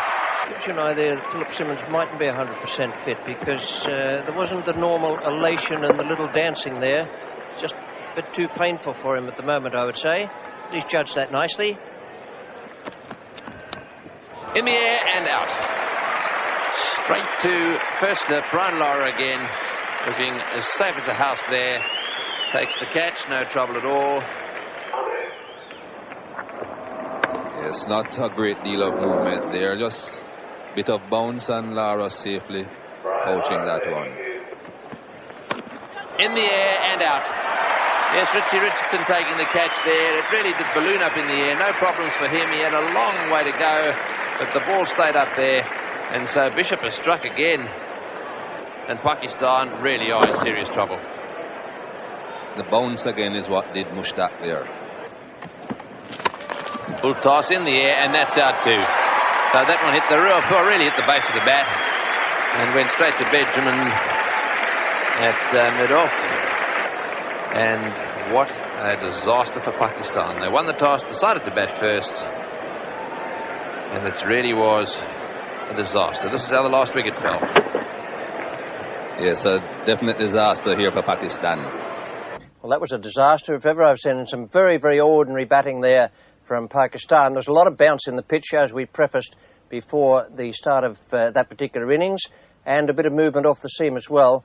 And perhaps it wasn't the ideal sort of pitch on which to bat first. Now, this is the card of the Pakistan innings. It makes sorry reading. Saeed Anwar 2, Shahid Saeed 1. Inzamam, no score. Javed Miandad, no score. And there's another one of those down the bottom, Waqar Younis. The only two players to impress at all were Wasim Akram, who was a heady player and a terrific hitter, who made 19, and Rashid Latif, who has a bit about him, not just in skill with the wicket-keeping gloves and the bat, but also with temperament. He was unbeaten on 22. Mushtaq 2 and Aqib Javed 4. Now, the bowling figures for West Indies, thoroughly impressive. The man at the top, 8.4 overs, Bishop, no maiden, 5 for 25. Kenneth Benjamin, 2 for 16. Ambrose, who didn't come on until the score was 5 for 31, finished up with 6 overs, 1 maiden, and 3 for 13. We join play now in the West Indies innings. It's in the third over. The score is none for 4. All sundries make up that 4. And the bowler is Wasim Akram. He's coming into Brian Lara. And your commentators are David Gower and Greg Chappell. Well, that's 4 very good runs indeed. That's a fantastic shot from Brian Lara, just hitting the ball on the up. That's going to be caught. No, it's not. There's a big outside edge from Brian Lara. The only way Pakistan can pose any problems is to knock over 3 or 4 of them very, very quickly.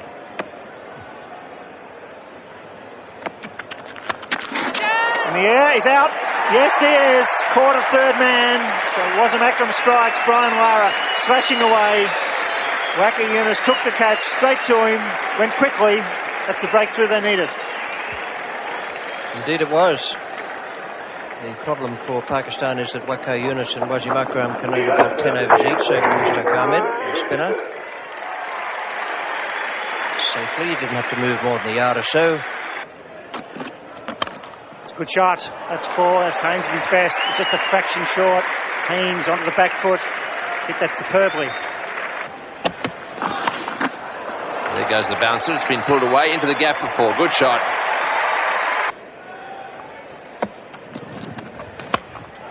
There we are. That is over the top for 6, and that's the end of the game. A magnificent hit straight down the ground by Richie Richardson. It's gone straight down the ground. Ian Chappell looks good in the sweep. No real problems there for the West Indies. 1 for 72, and they did it in relative comfort. Lara, the man out, caught Waqar Younis, bowled Wasim Akram for 10. He struggled just a little bit more today, but there was still plenty of juice in that pitch. Desmond Haynes, 25, took him 59 balls. Richie Richardson, 22 in 34. 1 for 72. It only took them 19.2 overs. And as I say, there's still a bit of movement there on a pitch that wasn't quite suitable for a limited overs fixture. Wazim Akram 1 for 33. Waqar Younis bowled well, 7 overs, 3 maidens, none for 13. Aqib Javed 2 overs, no maiden, no wicket for 16. And Mushtaq Ahmed 1.2 over, no maiden, no wicket for 10. The points table as it stands at the moment, West Indies have gone to the top. They've played 7 and they have 8 points. The Australians have games in hand and have 7 points, but it is academic now for Pakistan. 6 played, they've won just 1, and the World Cup champions have only 3 points, and they are right at the bottom of the table with West Indies and Australia going to fight it out.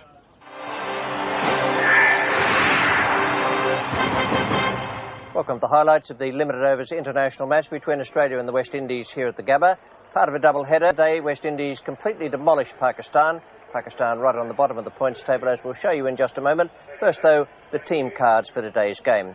The Australians, led by Alan Border, a very strong side they've put into the field there. And they have made a change with Greg Matthews going to 12th man. And Tim May comes into the side. Paul Rifle is there, and he could be quite handy on a pitch if the ball is moving around off the seam. Then the West Indies side, Richie Richardson, well, they have made some changes. Haynes, Lara, Hooper, Arthurton, Logie is in the side, and Williams comes in for Junior Murray. Kenneth Benjamin is in. Anderson Cummins comes back after injury. Courtney Walsh and Patrick Patterson is being given a run because of the test match coming up in Adelaide in a week or so from now. Jimmy Adams is 12th man. Alan Border won the toss and put West Indies into bat. Conditions very sultry, around about 28, 29 degrees. We join it now in the 6th over. None for 9. Michael Whitney is the bowler. Desmond Haynes is taking strike. Tony Greig and Greg Chappell are your commentators. Well, that's in the air. This could be out. Yes, he'll catch that. No, he won't. Tim May hovering underneath that for a second or two. Oh, big appeal there. That's got to be out. It just looked for a second as if it came off the glove. Lara's not happy, mind you. He went for the pull shot. The ball went flying off something. Healy went up. So did the bowler, Whitney. So Brian Lara is on his way. Let's see if we can pick it up. Brian Lara going for the pull shot. Perilously close to the gloves. It could be outside. He's gone. Well bowled, Paul Rifle. Richie Richardson follows this one outside the off stump. Some more swing there for Paul Rifle again. Ball definitely moving away from Richie Richardson.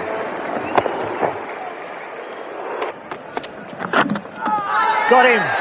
Yes, caught behind. He's saying the pad, but there seemed to be 2 noises on that occasion. Desmond Haynes not happy. In fact, he's very angry. Thumps the bat into the pitch at the Gabba. Claims it was thigh pad. I think it might even be one of those occasions where the replay from behind will give you an idea of just why Desmond was a little cranky. Big a shout from the Australians. There's the ball.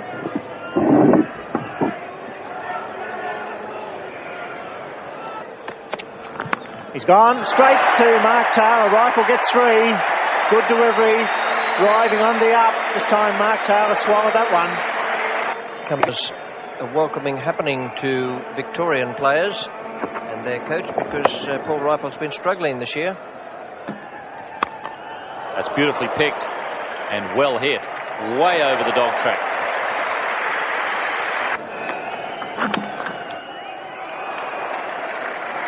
And Alan Border stretching again this time out of his reach completely. No real blame can be attached this time. They'll get 3 runs for that, but when captains make the mistake, and that's Carl Hooper's 50 as well. Hooper in the air again. This time he won't be so lucky. Paul Rifle as the fieldsman at mid-on. He was going along very well. In the end, it was just ridiculous batting to keep hitting the ball in the air. That's a good shot, but it's in the air and out.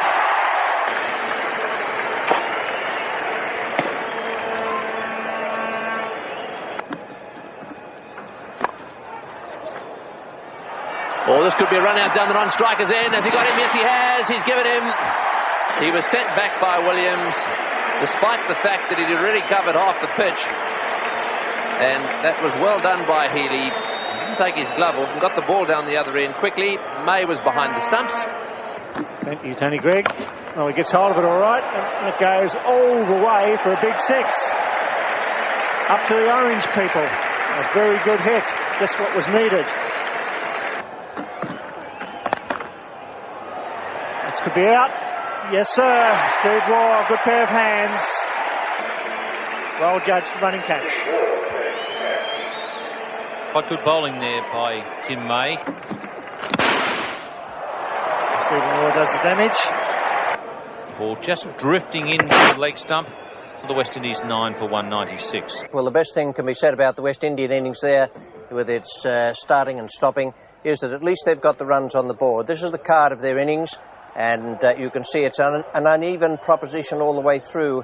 36 for Haynes, then 56 for Hooper, 26 for Logie, and 25 not out for Williams, 17 for Benjamin, and 12 for Walsh.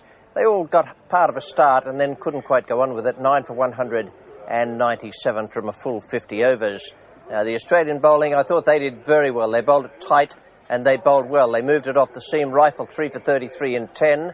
1 for 25 from McDermott, 1 for 30 from Whitney, and a wicket for Waugh, May, and then Mark Waugh down the bottom. So needed 198 runs now for the Australians to pick up 2 points here at the Gabba. It won't be easy, but I think they should do it. Could be out. David Williams completes the catch. David Boone hangs his bat outside the off stump to this delivery from Patrick Patterson. Patrick Patterson will be quite happy about that on his return to the West Indies side, but David Boone is gone.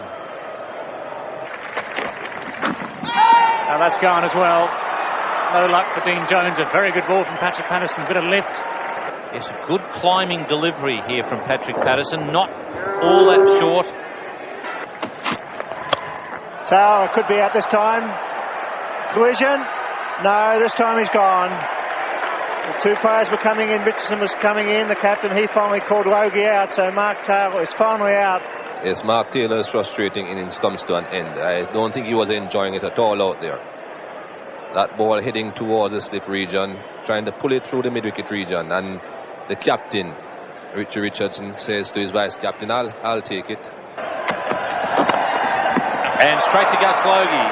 And the West Indies have finally held a catch after dropping a couple. And he really should have either flipped it over the top or kept it on the ground. He didn't. He hit it in the air. And he's got it onto the stumps.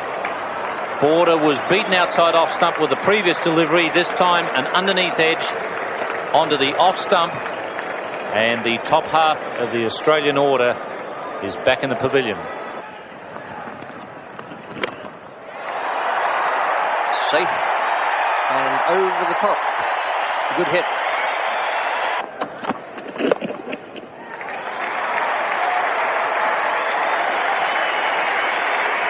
That's very well run. It brings up Mark Waugh's 50, but 2 from that. It was inside the circle when the fielder picked it up. Walsh from the members' end, full pitch, and he's whipped away through mid-wicket. Beautifully timed stroke.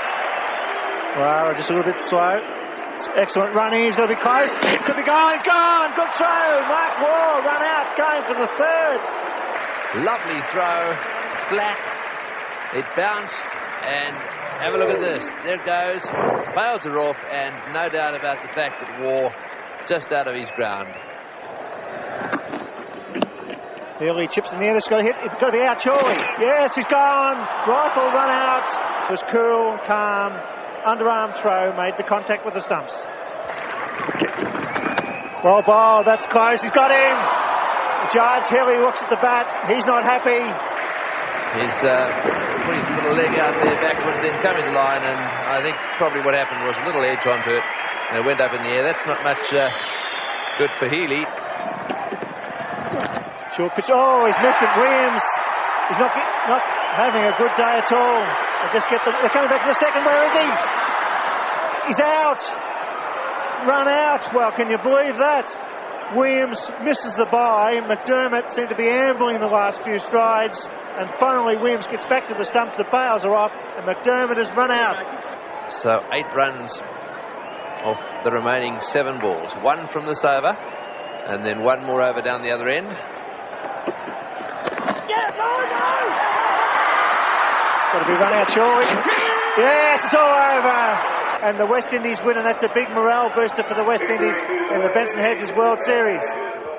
That was an absolute cricketing disaster for Australia. They fumbled around there, looked as though they were going to win at one stage. And Healy were together, and they just fell apart at the end. Now, the Australian card, 190. They needed 198 to win. Got away to a bad start with Boone out. Taylor made 20 under all sorts of pressure from Patrick Patterson. A duck for Dean Jones. Steve Waugh 20 and Mark Waugh 54. Lovely knock from Mark Waugh.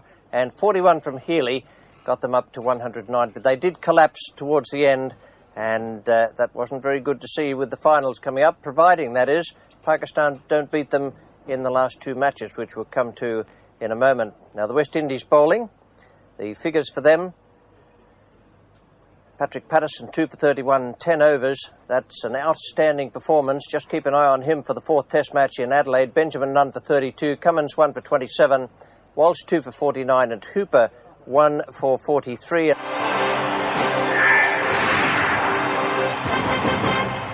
Hello and welcome to the highlights of the limited overs international match between Australia and Pakistan at the MCG. This is the second last of the preliminary games, and these are the teams put into the field by the two skippers. Border is captaining Australia, then there's Mark Taylor, David Boone, Dean Jones, the two Waughs, then Healy Dodemaide comes into the side for the injured Michael Whitney, then it's Rifle, McDermott, May, and Greg Matthews is again 12th man. Now, Pakistan have to do well in this match. They must win for a start. Javed Miandad is captaining them, then Ramiz Raja and Amir Sohail, each of whom missed the game up in Brisbane at the weekend, come back in. Salim Malik, Inzamam ul Haq, Asif Mushtaba, Shahid Saeed is played as a batsman and medium pace bowler. Wasim Akram, Rashid Latif, Waqar Yunus, Aqib Javed, and surprisingly Mushtaq Ahmed, the leg spinner, who had such a triumph here in the World Cup final and in other matches, has been made 12th man. Well, Alan Border won the toss and decided that Australia would bat first. We join it now in the fourth over. None for 3 is the score. It's Aqib Javed coming into the left-hander Mark Taylor, and your commentators Tony Greig and Bill Laurie.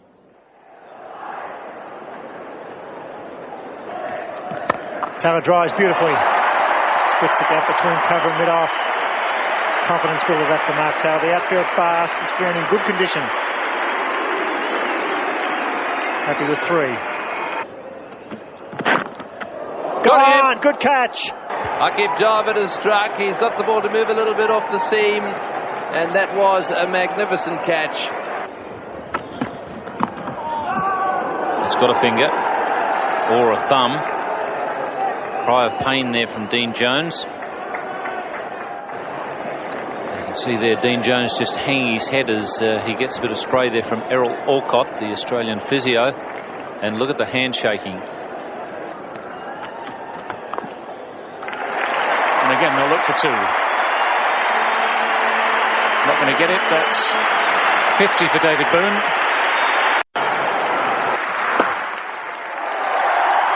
Yes, there have only been 7, and that's Dean Jones's 50. Up goes his bat, and on the feet are almost all of the crowd here. Oh no, this will be out. And yes, it's taken, only just, mind you. Oh, it looked as if it was going down his throat, and just for a second, I thought he wasn't going to get there. Yes, I think the bit of spin that Asif Mushtaba got here was a downfall of David Boone's. Just short, no, he's caught it. Bowler's claiming it. And the umpire's given it 2, so a very good catch in the end by Asif Mushtaba. And Mushtaba had a dive in front of himself. Picked up a good catch. And that's going to go a long, long way. No need for Dean Jones to run. That's gone 20 metres back into the crowd. That's gone. That one's through, no doubt about that whatsoever at all. That was a pretty good knock from Dean Jones. And movement. That came back beautifully. What a thing to see to a last. Oh, that's out as well. That's well bowled by Waqar Yunus. This one kept slightly low as well, but this is a very good over for Pakistan. Safe. Just over Javed's head at mid-wicket. Chance for runner. It's gone, surely. It's gone this time, yes. He thought he was in trouble. Javed recovered very well. Ian Healy was watching what was going on. Took off for the second run. Alan Border didn't want it. And you can see why umpire Darryl Hare had no hesitation. That's well played. Over square leg. The sweepers are coming into play. They're through for two. Border slow. He won't come back to the third. He does. It's got to be out, surely. Oh, he's thrown the wrong end. Can you believe that? Dear, oh dear. Good running in the end. 3 to Tony Dodemaide. A good short innings. And that was a very good performance from the Australians. We were saying something around about 205, 210 would do them, and that is almost what they did. They did 2 runs better. In fact, this is their card, and it looks pretty good at the end. Dodemaide came in, looked like a man who'd made 100 rather than one who'd come over on the red-eye special to play in this match with Whitney's withdrawal through injury. Border 14 from 20 balls. The highlight, Dean Jones, who played very well for 84. David Boone made 64. And the Pakistan bowlers, I thought, were quite magnificent out there. It's a slow outfield, so that 212 is probably worth a few more. But Wasim Akram and Aqib Javed and Waqar Younis, I thought, were just terrific. Waqar Younis, 10 overs, no maiden, 2 for 39. 10 overs, 1 maiden, no wicket for 28, Wasim Akram. So 213 to win for Pakistan. Slower outfield than they. It won't be at all easy against an Australian pace bowling attack and captaincy that just is looking towards the finals. Straight up in the air, Ian Healy, the man with the gloves. Simple catch, even though Ian Healy just caught his toe. It was probably into the side of one of the stretches of turf. This ground has been newly turfed, and the surface isn't perfect as yet. It's very good, mind you. Wasn't a very good shot. Now, just watch Healy's feet and watch his hand at the same time. It's just there. Shahid Saeed on strike. That's out. He's dragged it on. It's not a very good shot. Certainly not a very good shot at all. Oh, he's got him. Caught behind. That one went flying off a thick edge. Healy took it very well. Yes, that was War's quicker one, and it did go up, and it was well taken by Healy. And there it goes. Border has pulled the right rein. He's brought McDermott back to claim a wicket. That's exactly what Alan Border was looking for. Pakistan needed to accelerate their scoring rate. That's got to be out. Straight up in the air. Border won't drop that. Spliced the ball in the air. Perhaps it was bowled slightly quicker by Mark Waugh. And that's gone in the air. It's coming down towards the fieldsman down a deep long on. It'll be out. Yes, that's well taken. Yes, that's the problem with that theory of Pakistan's about getting anything off the last 10 overs. Wasim can't hit every ball in the middle, and he's just mistimed that one enough to give Mark Waugh a simple catch. Charge, swing and a miss. He's gone, caught behind, he got an edge.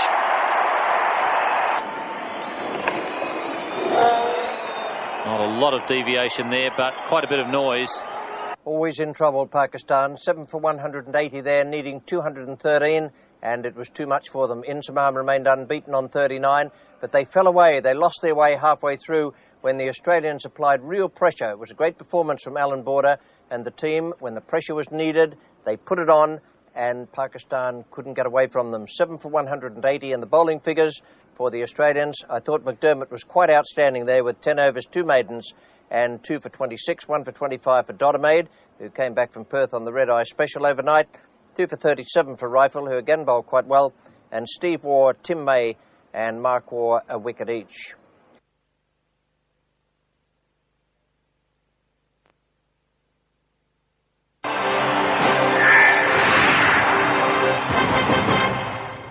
Welcome to the highlights of the last of the preliminary games in the Judges World Series. This one between Australia and Pakistan played at the SCG. These were the teams put in the field. Border, Taylor, Boone, Jones. The 2 Wars, Matthews, Healy, Rifle, Dodemaide, McDermott and Tim May being the lineup for Australia. And for Pakistan, well, they've had plenty of problems in recent times, and they're going in with Javed Miandad, Ramiz Raja, Amir Sohail, Salim Malik, Inzamam ul Haq, Asif Mushtaba, Wasim Akram, Rashid Latif, the wicket-keeper, Waqar Younis, Mushtaq Ahmed, Aqib Javed and Syed Anwar is the 12th man. No shortage of excitement in the very first over. The third ball, David Boon should have been run out. He played it, missed, it flew off the pad to mid-wicket. Ramesh Raja came around and threw, gathered it in well, and enter Boon stage left just there. But he still would have been 4 or 5 yards out had the ball hit the stumps. Alan Border won the toss and decided Australia would bat. A good toss to win. This was the same pitch as used for the Test match. A stack of runs made on, and it looked to be in very, very good nick here today. We join play now in the 4th over. Aqib Javed is bowling to David Boon. It's no wicket for 7, and your commentators Michael Holding and Bill Lurry.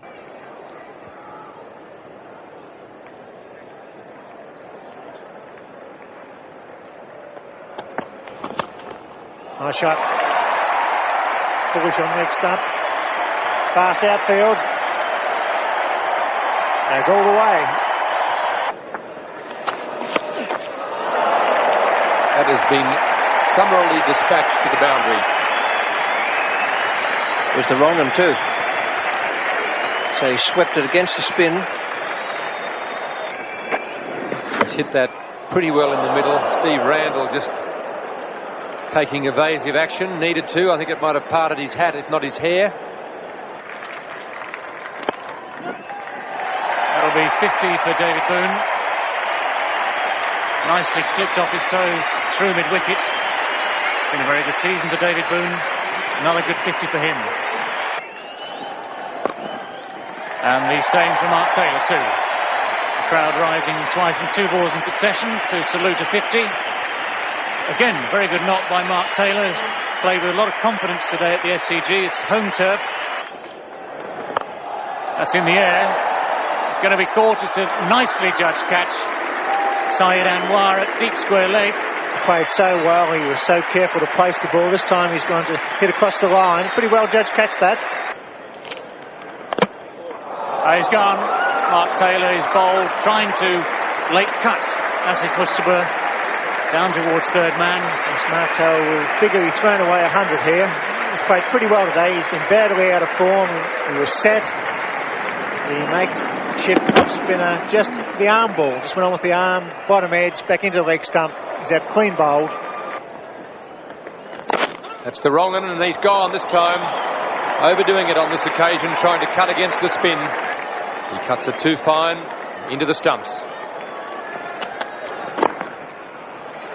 2 fieldsmen behind square. Should be only the 1 run, but the way the War brothers run, there's trouble now. That's out. Yes, Javed meandered, substituting as the keeper. We'll be quite pleased with his performance there. Steve Waugh seemingly coming back, Mark Waugh responding. Oh, well, that almost affecting the stumps. That brings up the 50. It's a fine knock. He's going to run a ball. Time the ball sweetly. Crash. Caught! What a catch! A ripper! A cover! Asif off the ground. That's a gem. And Steve Waugh really did smash this ball away on the offside. And that's 2 hands just above his head there, feet off the ground. Oh, sure, he's gone. Yes, he's got 2 in a row. Come in front of Ian Healy. Wacker Younis keeping the ball well up to Healy. Ian Healy right in front of the stumps.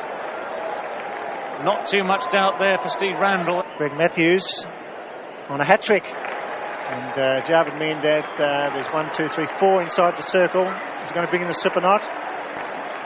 Wacker Younis wants a man, and he's pleading with his captain. Give me a catcher, captain. Yes, he gets one. The short leg coming in, and the man coming up from deep backward square leg into a catching position at square leg. So just a short leg in for Wacker Younis on a hat-trick.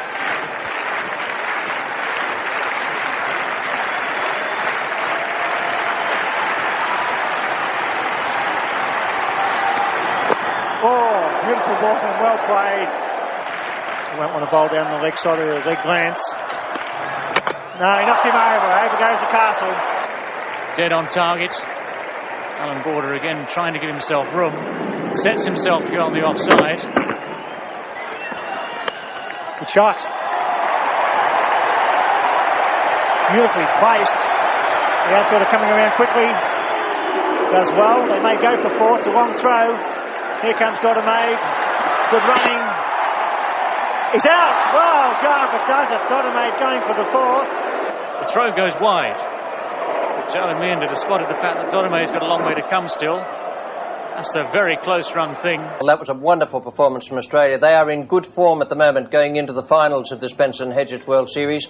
They played brilliantly in Melbourne the other night, and I reckon 230 would have been a decent score for them here. This card shows just how much better than that they finally did. 8 for 260, a great opening stand between Boone and Taylor. Taylor 58 from 77 balls. He looked to me to go out there today determined to play strokes from the word go and to keep the scoring rate moving along. Boone 50, 64 for Steve Waugh, 28 to Border, and Matthews unbeaten on 10. Paul Rifle is 2 not out, 8 for 260, and the full 50 overs gone there. And the bowling figures for Pakistan: no wickets for Wasim Akram and Aqib Javed, although Wasim Akram bowled quite well.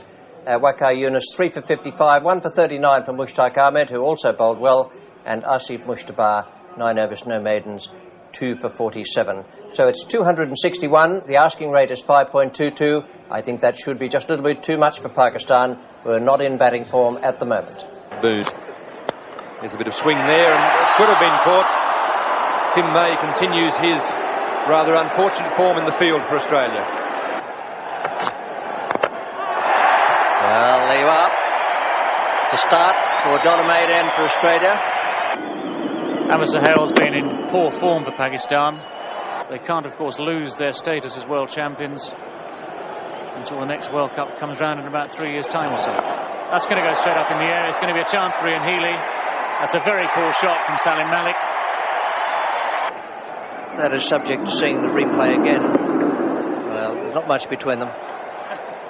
6 for Salim Malik. Caught Healy bowled Dodemaide, and it is now 2 for 46.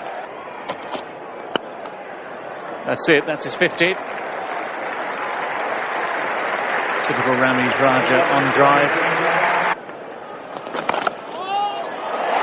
He's gone.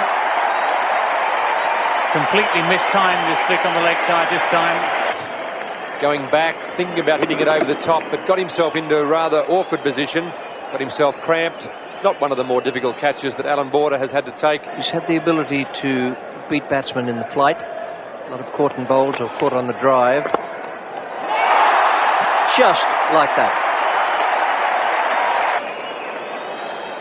Javed is very disappointed. Got him.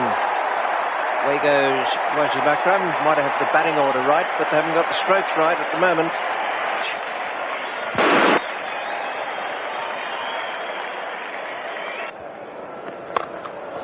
It's gone a long way. That'll be 6.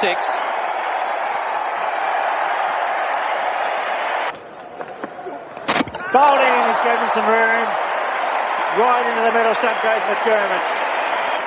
And the end of another middle stump. That one completely shattered. That's what Craig McDermott needs to do.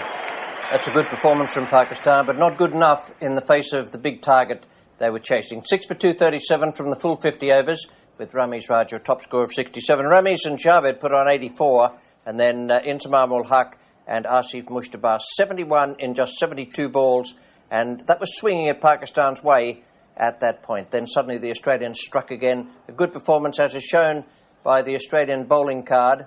McDermott once again bowled very well. 9 overs for 27 on that good batting track and 1 wicket. Tony Dodemaide 2 for 30. Rifle none for 53, bowled better than that, particularly at the end when he kept the ball right up to the bat. None for 26 for Steve Waugh. Matthews 2 for 54, bowled well enough to ensure his place in the final squad. And Alan Border 8 overs, no maiden, and 1 for 40. So that's the points table. It shows Australia with 11 from their 8 games. They head the table now.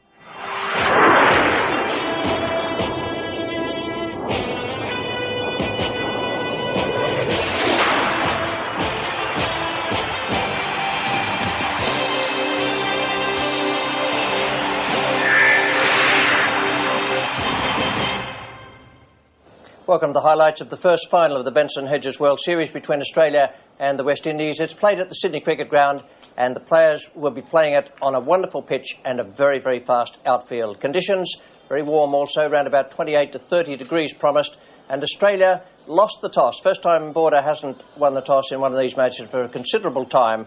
Richie Richardson decided the West Indies would bat first, and these were the teams nominated by the two skippers.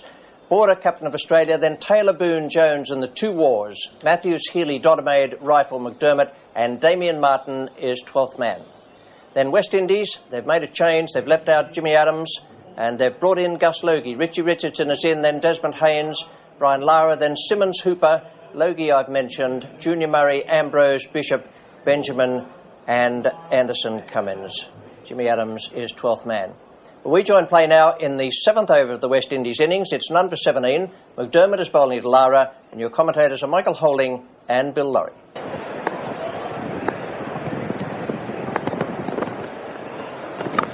This time he drives well, that'll go all the way, finding the gap at cover point.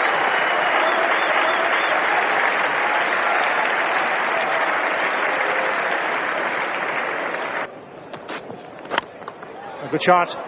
Desmond Haynes, a very strong onside player. It's running down the hill. Matthews really putting in, and he really is a goer, but it goes all the way. Well, that's a great shot. Straight away, he's latched onto it. One bounce into the fence for 4. It pitched just outside leg stump, and Lara really did latch onto that one. It's a tough ask, that is. That's a good shot too, and right into the gap. The outfielder's very quick, and watch that white ball fly over the outfield there and into the fence. What magnificent placement that was. I don't think he really timed that perfectly. And that brings up the 50 partnership. Oh, he smashed that, and he's very nearly taken the umpire out of the game. Well, have a look at that. Desmond Haynes banging to the ground. Well, Desmond Haynes now on his way. He's hit that one through the covers for 4. In the air, desperate effort. Very nearly carrying to Dean Jones to Alan Border at mid-off. The field is well spread. 4 in the circle, the rest outside. Cut! And that's hurled a long way in the air by Greg Matthews. A mistake from Desmond Haynes immediately after resumption. The wicket falls, Desi Haynes goes, Corton Bowl Matthews turned the bat on it too early. A very simple return catch indeed. Yeah. Over the top. It's going to go wide of the man at long off. And that's out.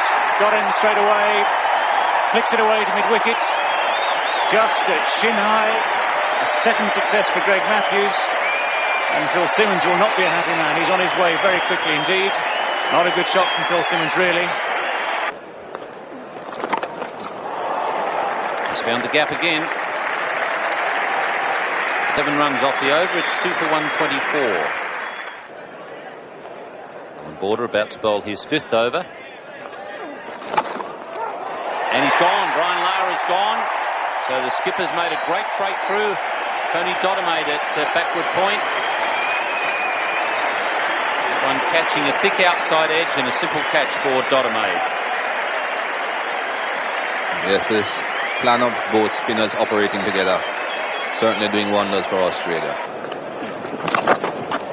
That's beautifully struck, and Dodemaide didn't pick the ball up at all. He was heading in the opposite direction. So a boundary there for the West Indies. It's in the air and got it. He's gone for the sweep shot. Border set those men down there, making it very, very hard for Richie Richardson, who loves the sweep shot. And Dodemaide was right in the perfect spot and, more importantly, made the catch. Very satisfying for Alan Border to have got his men in exactly the right position. It was a beautiful shot down the ground. He really is looking very, very confident at the moment. That's the sort of thing Gus Logie's been trying to do.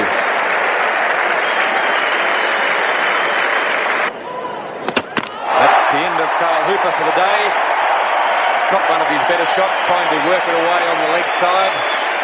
Put a short arm jab at the end. And Steve Waugh, as he's so often done, gets a vital wicket towards the end of the innings.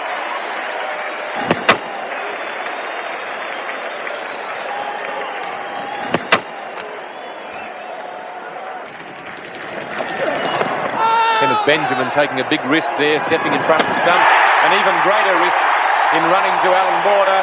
Alan Border, as he's done so often in the past, he's in that mid-wicket position, a position which he's made a specialty. Perfect for the left-hander. He picks it up very quickly and accurately hits the middle stump. Well, he's a class act, Alan Border. Ian Chappell was saying the other day how it's evident that he only makes up his mind the last fraction of a second which end he'll throw. Now, he could throw either end here, but he's perfectly positioned and only takes out leg stump. Knocked him over. Beautiful bowling. Full length. Nice and straight. Bishop hitting across the line. Yes, you can't believe how many balls the West Indies have missed. It becomes pretty terminal when you miss them on the stumps. But Ian Bishop, very disappointing. And just crunching into off stump. Well played by Curtly Ambrose. Immediately bat on the ball. Jones making ground. The outfield fast. Knocks it back. Good effort. Taylor picks up the crumbs. Logie gets it on away nicely. That's a good shot. It'll be 4. It's a good hit. That's a fine shot by Gus Logie. The perfect off drive. 12 runs and a wicket off that over. 7 for 231. Logie chips that nicely. They look for 2. Jones doesn't pick it up. Once or twice today, the fieldsman having trouble picking up the white ball. Final ball. Logie's gone. Clean bowl by Stephen Waugh. So at the end, it's 8 for 240. Waugh once again straight in the final over. Doing a great job for Alan Border. It's good selection by the West Indies to pick Gus Logie. They've gone for his experience in one-day cricket ahead of Arthurton and Jimmy Adams, and he's repaid them. Good innings, which came to an end with the final ball. Looking, I think, there for a 6, going for the shortest boundary. But Steve Waugh was right on target. So 241, very competitive total, and it'll be hard work if the West Indies bowl well. This is the West Indies card, and a very good performance from the Australians to keep them down to 8 for 239. They came with a flurry in the last 10 overs and made 62, but the Australians put the clamps on in the middle. 67 to Lara and 45 to Hooper. Both those players batted very well. And Gus Logie, 38 from just 35 balls, justifying his selection. 8 for 239. And the bowling figures for Australia: McDermott bowled pretty well, 1 for 40. The spinners did a great job. Matthews, 2 for 45. Border, 2 for 46. And Steve Waugh, as he does so often at the end, 2 for 45 from 10 overs. So 240 at an asking rate of 4.8 per over. Even though the outfield is lightning fast and the pitch is very good, that is no easy task. Man of the series, Phil Simmons, will open the bowling for the West Indies. He'll be bowling to David Boone. Conditions not quite as much in favour of bowling tonight as they were on those earlier occasions. David Boone gets a delivery just short of a length, and in his usual way forces very strongly on the offside. Ian Bishop too wide of off stump on this occasion. David Boone very strong, square of the wicket on the offside. Phil Simmons is the gully fielder who had no chance. David Boone is doing the job here for Australia. Phil Simmons continues, and Mark Taylor has no trouble picking the gap.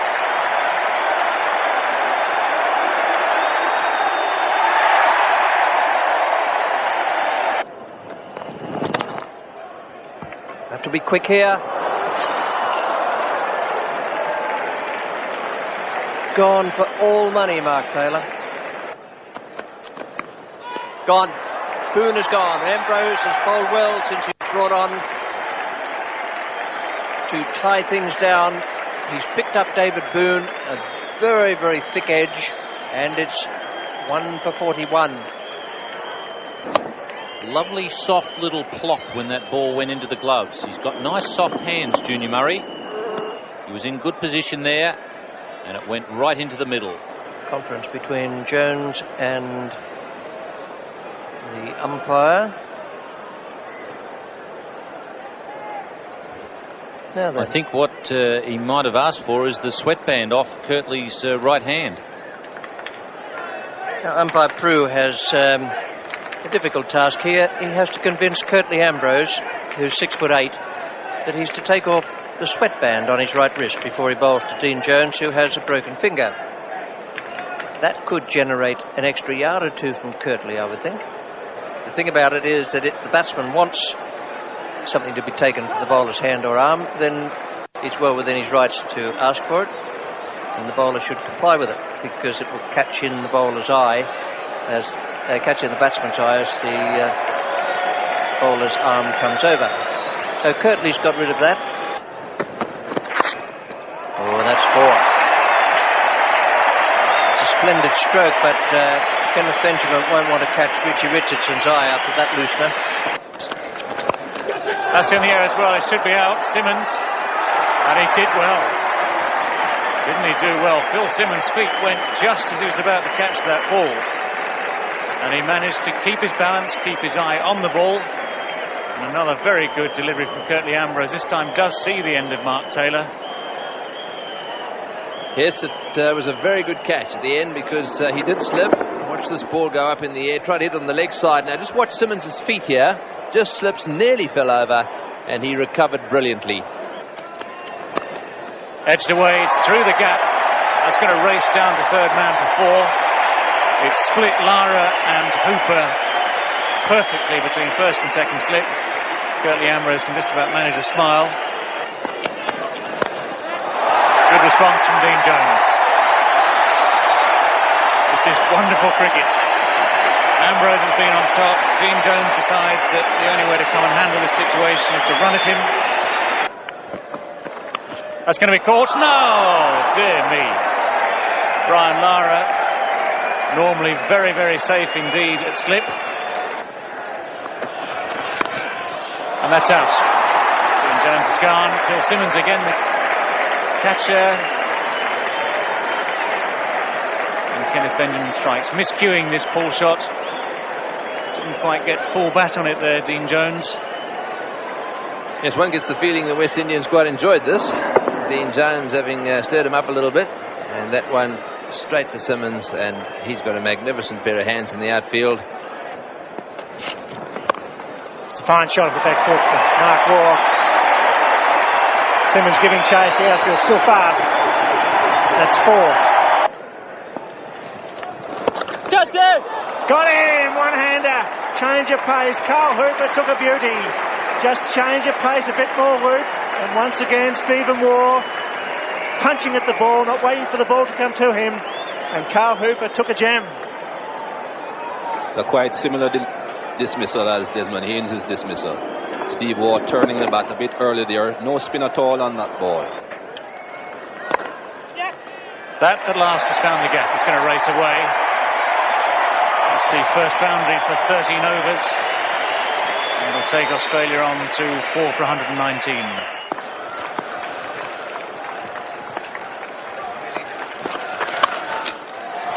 It's a good shot. Desmond Haynes will be tested on the cover boundary, and it bounces over his foot. Looks a bit casual, but I have to say he was a little bit unlucky there, Desi Haynes. Border decides to go in the air. Curtly Ambrose takes a well-judged catch. That's another nail in the coffin for the Australians. Yes, they didn't need that. Border obviously realising that he really had to lift this run rate, deciding to take that little extra chance, and unfortunately it didn't work. Have a look at this. It goes for it there, and again the ball hitting the base of the bat and straight to Ambrose. Those big hands wrapping around the ball. It's 50 to Mark Waugh, and a very good 50 it's been. Came in when Australia was under some pressure. He's gone about his work in the usual manner. A lot of class, a lot of time. Very exciting to watch. Whilst Mark Waugh is there, Australia has a chance.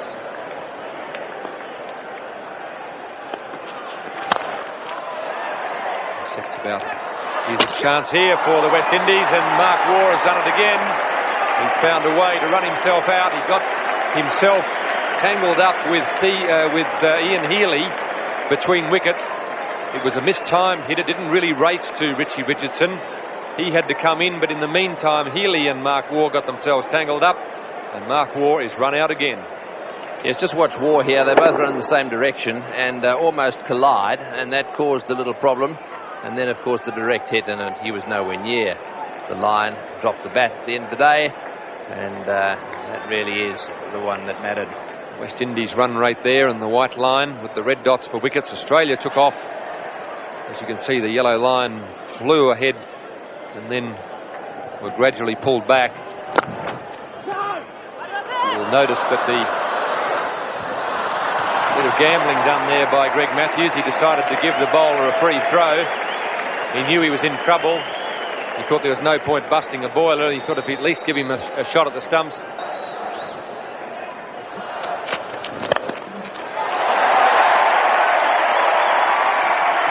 Matthews has managed to find a few gaps since he got out there. He's running like a madman, and they've got 3 runs.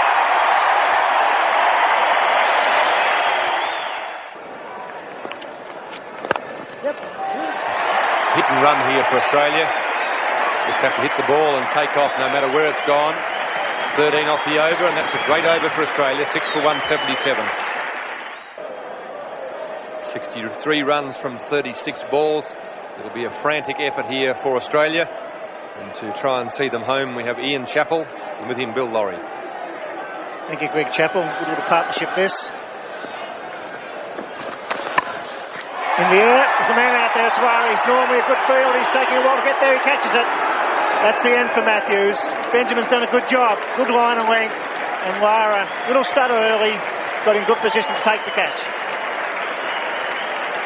This Lara was just trying to pick it up, I think, in the background, work out how hard it was hit, and then he was moving in on it pretty well at the end. Very high, and that gave him plenty of time to get around and get underneath it. He does well, but he's out, straight down the throat. Brian Lara chips there, but didn't get it fine enough, and Lara takes the catch. Dodemaide annoyed with himself. He didn't get the placement. He didn't get the ball where he wanted it. I think he was trying to get it behind square leg. Instead, he just put it straight down Brian Lara's throat. Nice shot. And then the sweeper Simmons coming around from the point position. He may go for 3. He's a bit casual. He's coming back to 3 here. And that's careless cricket by Simmons. Not really putting it out there. The players look towards him. The batsman will take him on. Swing and a miss. No ball. Terry Crew calls no ball. Well, where did that pass him? Bishop's not too pleased.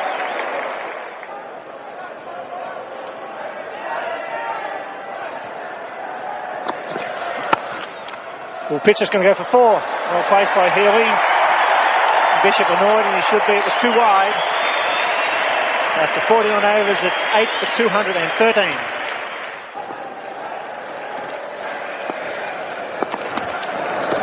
Slow ball, too good. Healy not happy. Oh, he's laughing. Beaten by the change of pace. Kirtley's very impressed with that one. He likes that.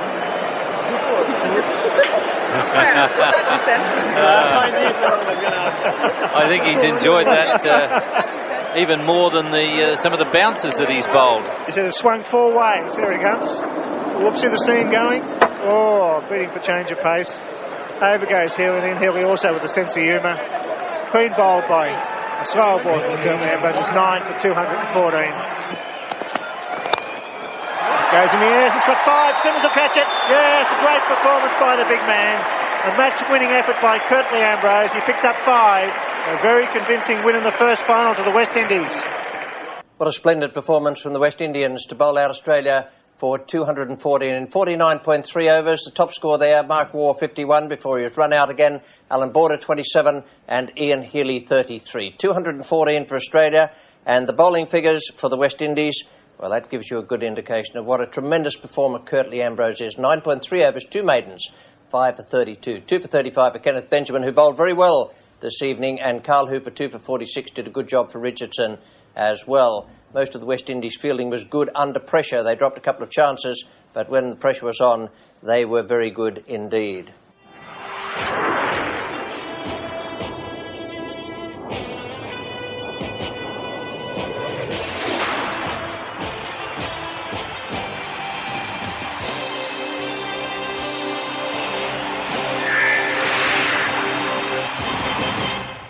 Welcome to the highlights of the second final in this Benson Hedges World Series between Australia and the West Indies. This one at the MCG, and there will be a crowd of around about 70 to 80,000 here late in the day. The teams announced for this particular match, with West Indies one up in the series, having won at the SCG.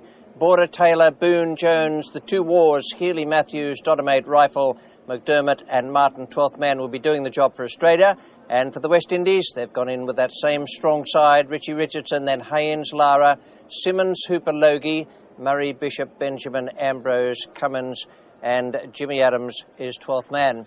Tony Greig reported from the centre that conditions were excellent, temperature around about 24, 25 degrees, and the pitch bone hard. He said there'd be a lot of bounce there once the quicker bowlers got onto it. We join it now in the first over. It's none for three. Ian Bishop is the bowler, and your commentators Tony Greig and Bill Laurie. So now Mark Taylor on strike. A slip in a gully. In fact, there's a slip, third slip in a very square gully. And away they go. The Aussies are off to a good start. I come back for the second here. Anderson Cummins, the fieldsman down there. Oh, good shot. That was short and outside off stump. Bad delivery. Taylor onto it. He's hit it right into the gap. Richie Benno mentioned this outfield not nearly as quick as the Sydney ground, and so they've run four. And that could happen on a few occasions here. It's a new outfield. Oh, there's a gone. Yes, he's got to be out caught behind. Oh, I don't believe this. The whole of the West Indies are up in the air. That seemed to me as if it really did. There was a huge noise. Now, we can pick up perhaps a little bit of pad or something, I don't know, but everyone went up.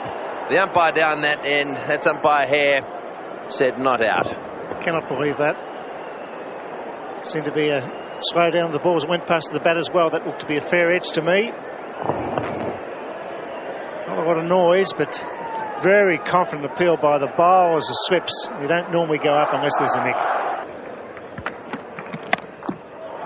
That's well played. A frustrated Bishop kicks at the turf as that one goes flying away down to the boundary for four. Well, that must have come off the meat of the bat. It's a long boundary down there. That's up in the air and a chance.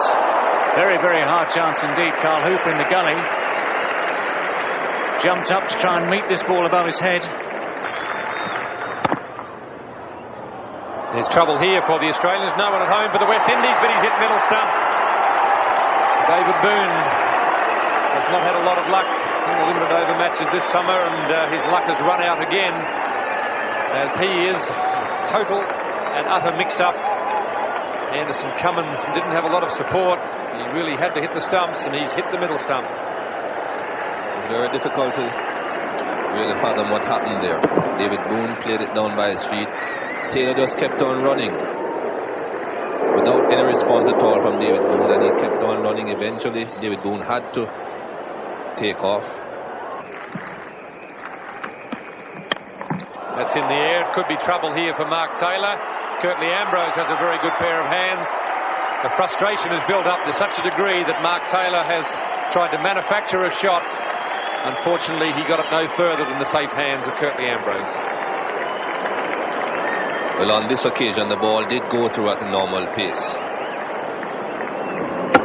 Similar length ball as the previous delivery, but this one bounced as it would normally bounced. Big shout, and Dean Jones has been given by Cole Timmins. You seem to be more interested in taking off for the run, Dean Jones. And he's got an edge to it. Junior Murray has taken a comfortable catch. Dean Jones is trying to guide this ball down to third man. Opens the face of the bat. Gets contact all right, and Junior Murray knows that very easily. Dean Jones was convinced he was just about to get a run for it, and it took him a little time to realise that the nick was a fine one. The ball had